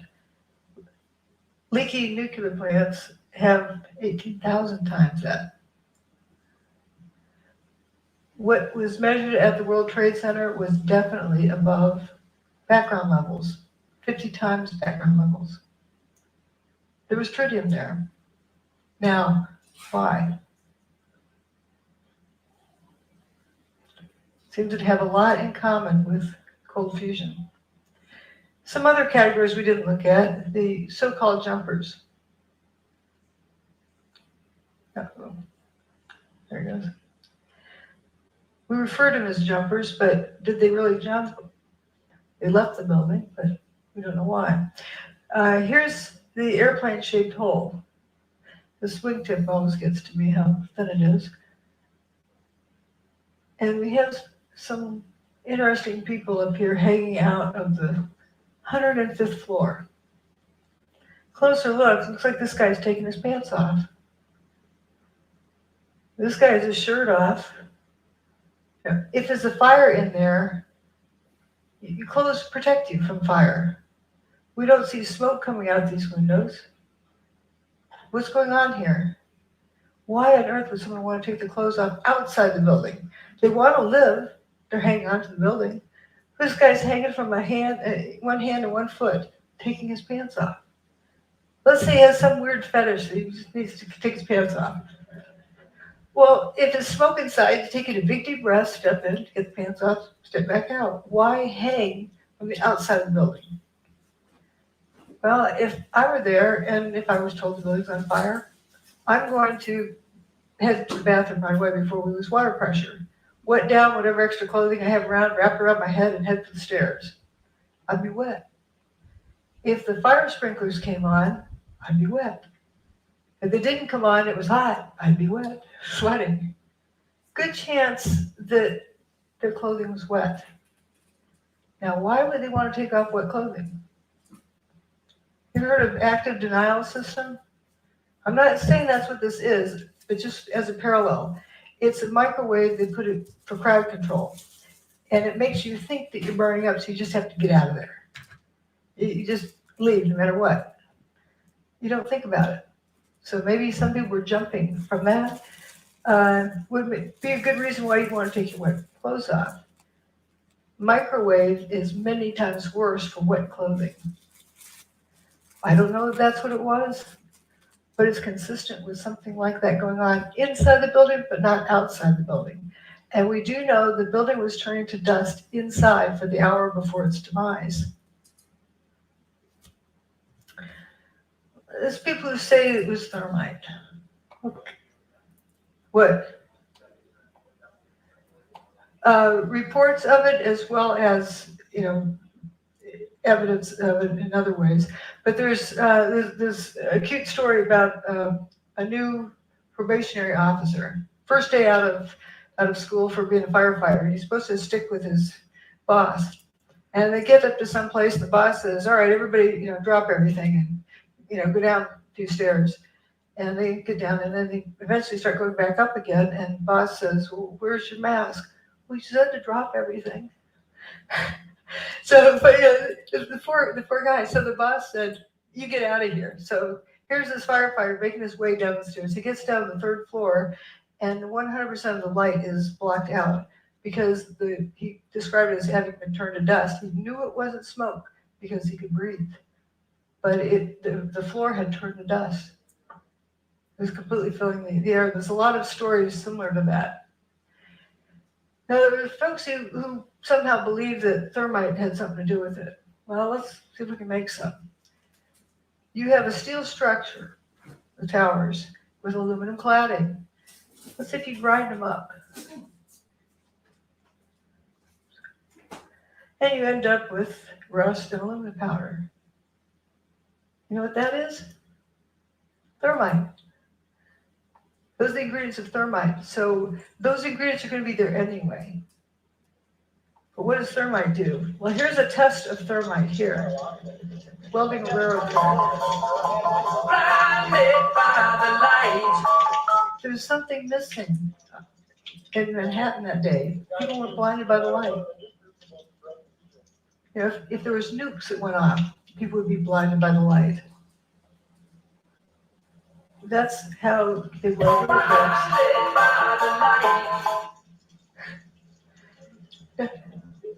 How do you have, you know what a sparkler is, 4th of July sparkler? That's what the towers would look like also if it was thermite, doing things. It doesn't do it in the dark.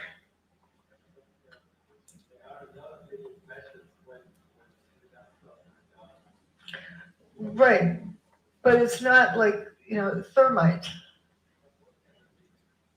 That's another thing to talk about later. There is something, I call them sparkles and sprinkles.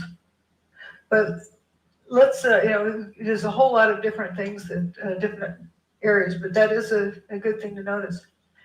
Now, there's hot directed energy weapon systems and there's cold ones. And looking at all, some people need to see things in a data table.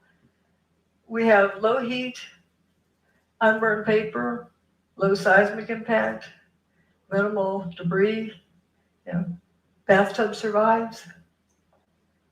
Material specific effects, door latches, trunk lids, toasted cars at a distance, tritium without ionizing radiation. doesn't have ionizing radiation. Dustification. There's really only one thing that fits the bill. I'm not going to describe exactly what gizmo it is, but we're knowing its characteristics. And its characteristics are amazing. We could use this for free energy. Directed energy weapon. Rather than kinetic energy, these are kinetic energy weapons, heat and motion. Wrecking balls, bombs, missiles.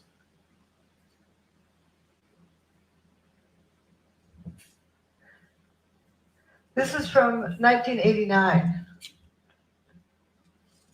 Science by press conference. Is it a shortcut to fusion energy? I don't want to disappoint anyone. I think I'll read my lips answer here, and then I'll carry that. I think that'll become clear why I'm saying that. Can you read my lips on that back in the back? It says no. Energy is a long way off. That's why I say no. This is our result. It's just way off. I think a door that's open to us, but really a door on physics more than on energy. Geophysics in particular could be an interesting area. Don't go there, don't research there. But then he calls for a vote, and he holds up his hand. Let's vote to destroy the careers of Pons and Fleischmann, and vote that it's not science. Why I'm bringing this up is we want to be sure this doesn't happen again. Here, raises his hand. Department of Energy funding. And we have Steve Koonin, who was just appointed by the first administration of Obama to an undersecretary of the Department of Energy. And these guys are thinking about raising their hand.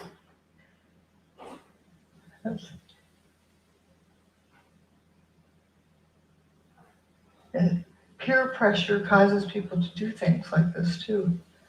If everyone else holding their hand up, you start holding your hand up. You don't want to be caught not holding your hand up.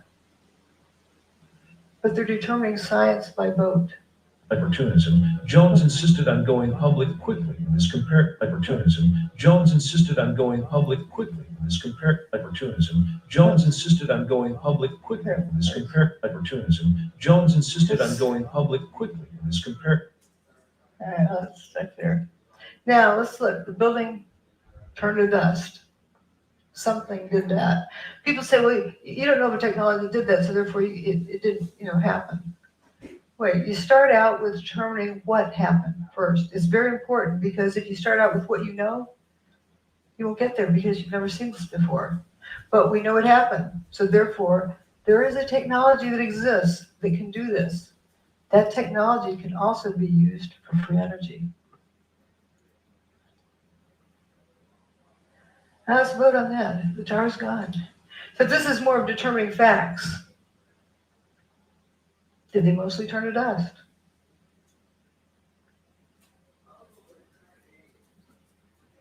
There exists a technology that instead of molecules being attract each other, they repel each other.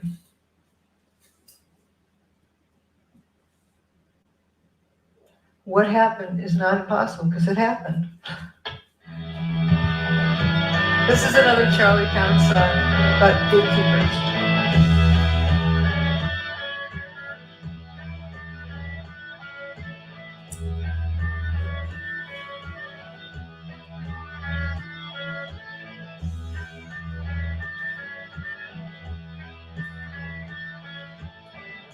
So there you go.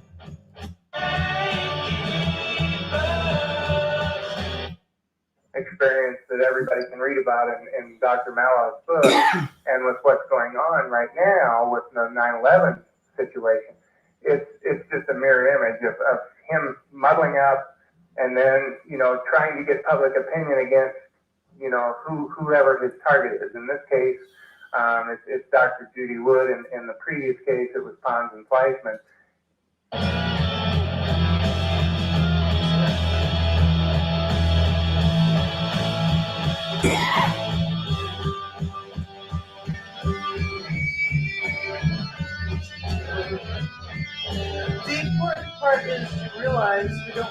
masters repeat. People tend to mindlessly follow the herd. Remember about the problem with groupthink. You think that this person knows what they're talking about, and everybody joins in, and look what it cost us. That was 1989, and it took 20 years to somewhat vindicate Fleischman, but it was too late. And we don't want that to happen again. And it's very important for each one of us to hang on to our own thoughts. Be independent. And otherwise, people get herded off to one side or the other. But what I see here is a lot of similarities with the tritium. What on earth would tritium be doing at the World Trade Center without the ionizing radiation? It has transmutation, a lot of other things. Anyway, that's it. Thanks. Thanks for caring. Yes. You haven't gone into about the airplanes. How do you explain that? Well, good question. As I like to say, the towers turn to dust. Airplanes can't make buildings turn to dust. Real airplanes can't, and neither can fake airplanes. So they're a distraction. But often people are, they've been taught that there's airplanes that hit. What happened to the passengers? What happened to the airplanes? I don't get into that because it's such a distraction, but it is an interesting question. What happened to the airplanes? Joey Moore, that flight attendant who flew out of Boston that morning, he saw the flight attendants from Flight 175. That was the last time he saw them. The flight attendants that were on 175, he saw them that morning in Boston. The ones that supposedly ended up in the South Tower, that Flight 175. Yes, but he doesn't know where they went after that. We don't know. I think that's a different topic. What I'm talking about here today, I'm presenting evidence of what happened. Not theories, not ideas, but evidence. And that evidence, the silver lining in that horrible cloud, is that it is a demonstration of free energy technology. And that is what I'm talking about here today. I'm not talking about people's opinions and. I wanted to make a point that Dr. Stephen Jones, who lives in a neighboring town of mine in Spring City, Utah, is a friend of mine, and my parents are actually in an intentional community together. So I got a very high connection with him. And what I've learned today and yesterday about Stephen Jones is very troubling to me. And basically plays the role of a decoy of don't look here type of thing. And the reason that that's important is because he has this evidence and he has not gone with it. It's, to me, blatantly obvious. So I commit to you that I will sit down with my good friend, Stephen E. Jones, who he knows me inside and out. And I know it's not inside and out, but we know each other really well. And I'm going to be sitting down with him in person with this book in hand, and I would say, Stephen, why don't you go with this story? Because this is very, very, very obvious. And I will then report on my conversation, and I will either explain where the mental disconnect is on his part, that he didn't see this, now he does, or that he is indeed the decoy, and he's trying to divert attention as a government plan to get us to look the other way and not see something that we should be seeing that she pointed out.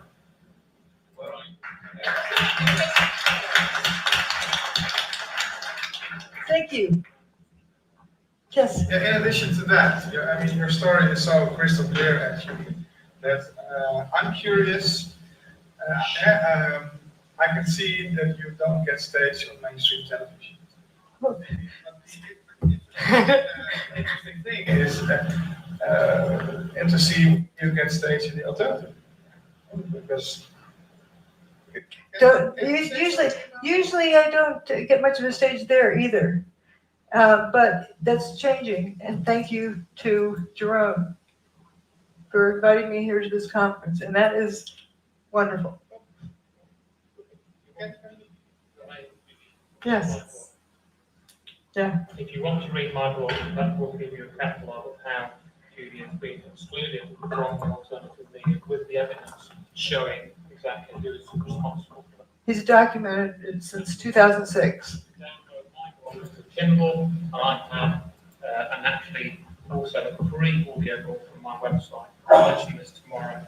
But anybody who wants to download that tonight, they can even get the free audio version because some kind lady in New York decided to do an audio book of my whole book, 370 pages. She took it upon herself to do it. So it's now in a completely accessible format for anybody that wants to read it free. That's good. Let's see some other questions. Okay. Yes. There was some about John Hutchison on the web, and I know a little bit about it. Have you much experience with John Hutchison? I've been there and witnessed the effects of his one. Oh, he can get to repeat whenever he wants to. If you want a demonstration, he can get within 20 minutes. He has the thing warmed up and going. And for people who say that, there's this rumor that it's not repeatable. There's a picture of John sitting amongst about 50 samples. Shows it's repeatable. Judy. Yes. Over here. Hi. Oh, here. Hi. Hi. Great talk. I really enjoyed it. It was a very good presentation. Everyone seemed to be skeptical earlier. I didn't really mean to put that over. But moving on, what I'm just trying to clarify. On the one hand, we've got the cold fusion. On the other hand, we've got the kind of Hutchison effect. How do those two gel together? I know you're just saying we're only saying what we can see, but I'm just trying to kind of put it together in my head. Looking at the similarities in the evidence, John Hutchison gets all of the same, transmutation.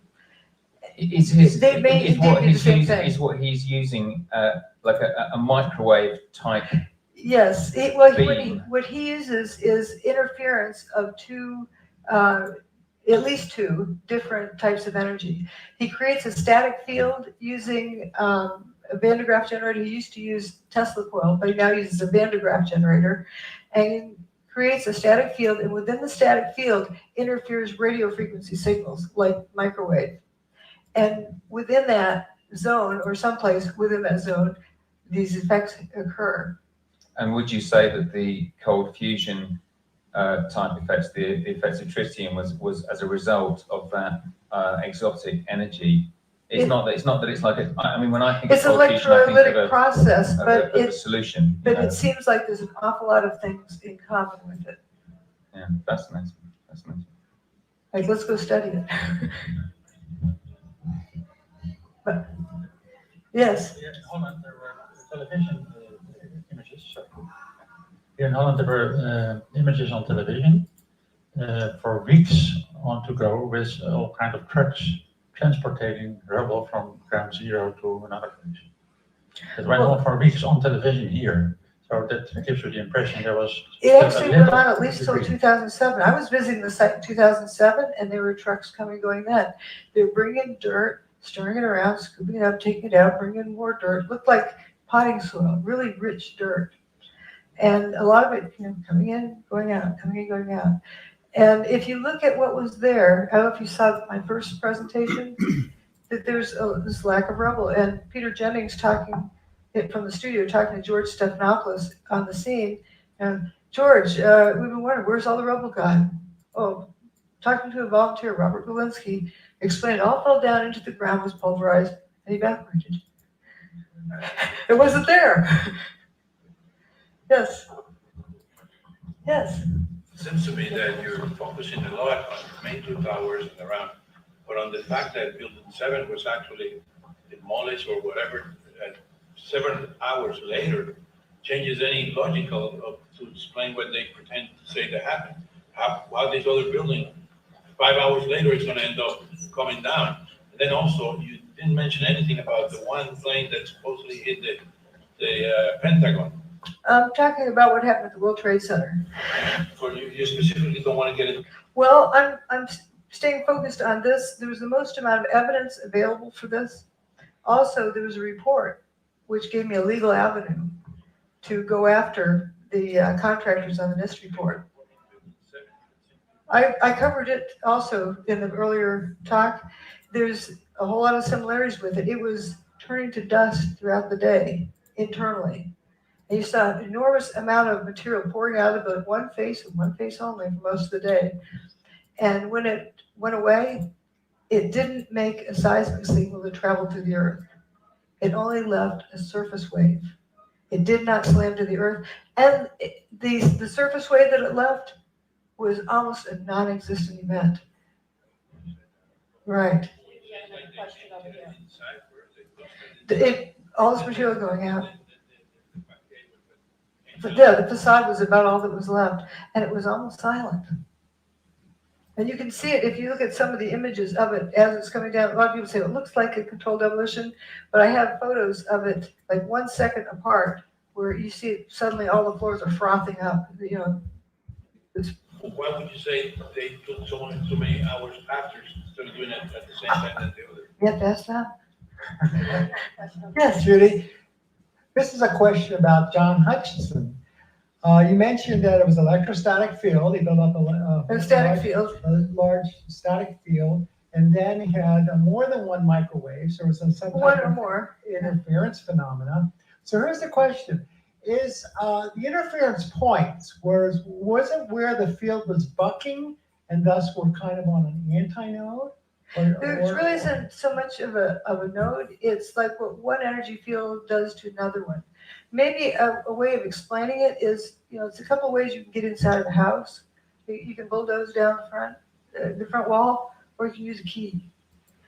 What it turns out, the interference of these different energy fields, if done just right, is like a magic key that opens up this door where you get this free energy.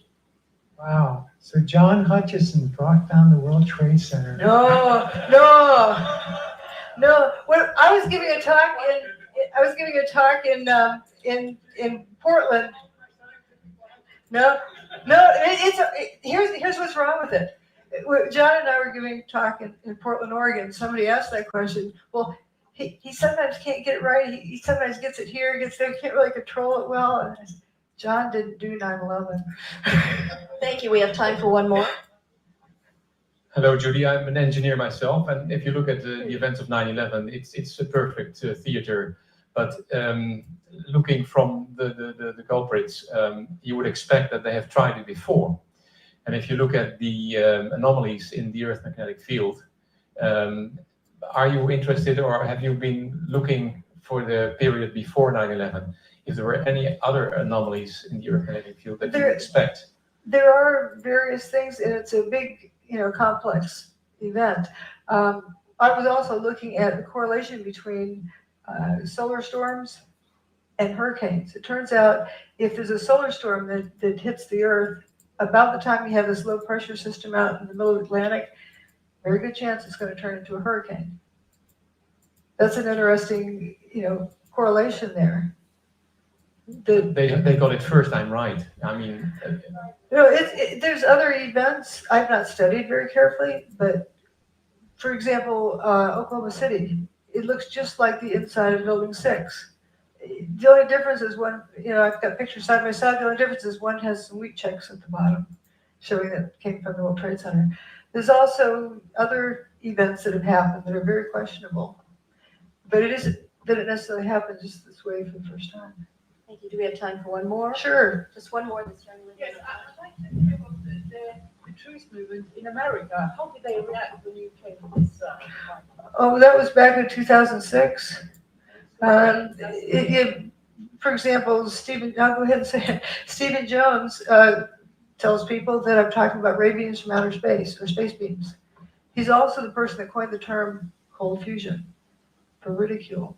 It's not really the typical fusion. It's a different kind of process. And that helped sink it. And I remember an interview with Martin Fleischmann. He was asked if he had any regrets. He said, yes, letting my competitors call this cold fusion. Yeah, I never let people call it space beams, but I don't get on the air and somebody else does. But there's most of the people in the truth movement have genuine interest. They're sincere people. But there's collection agencies, I call them. They collect people, render them useless, keep them out of trouble. And anytime we get pulled into a group, or like what somebody recently told me, if you find yourself on a garden path leave the garden. That is sort of what happens with these organizations. And people tend to go with the flow. They tend to go with peer pressure. Let's have a vote about, whether or not to trash somebody's career. Instead of look, what did these guys find? Let's go look at it. Ladies and gentlemen, Dr. Judy Wood, we appreciate her knowledge, her courage, and her willingness to share. Thank you. Thank you.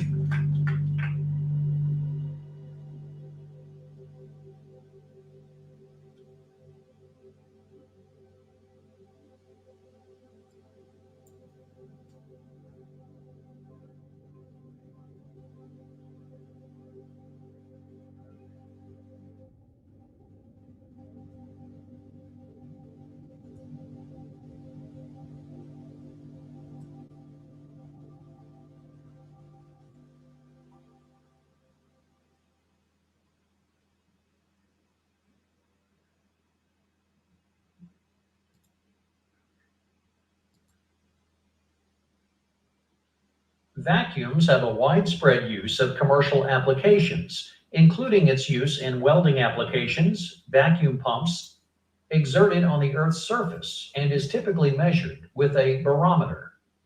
At sea level, all of the weight of the atmosphere above is pressing on the Earth. Therefore, the atmospheric pressure is at its highest.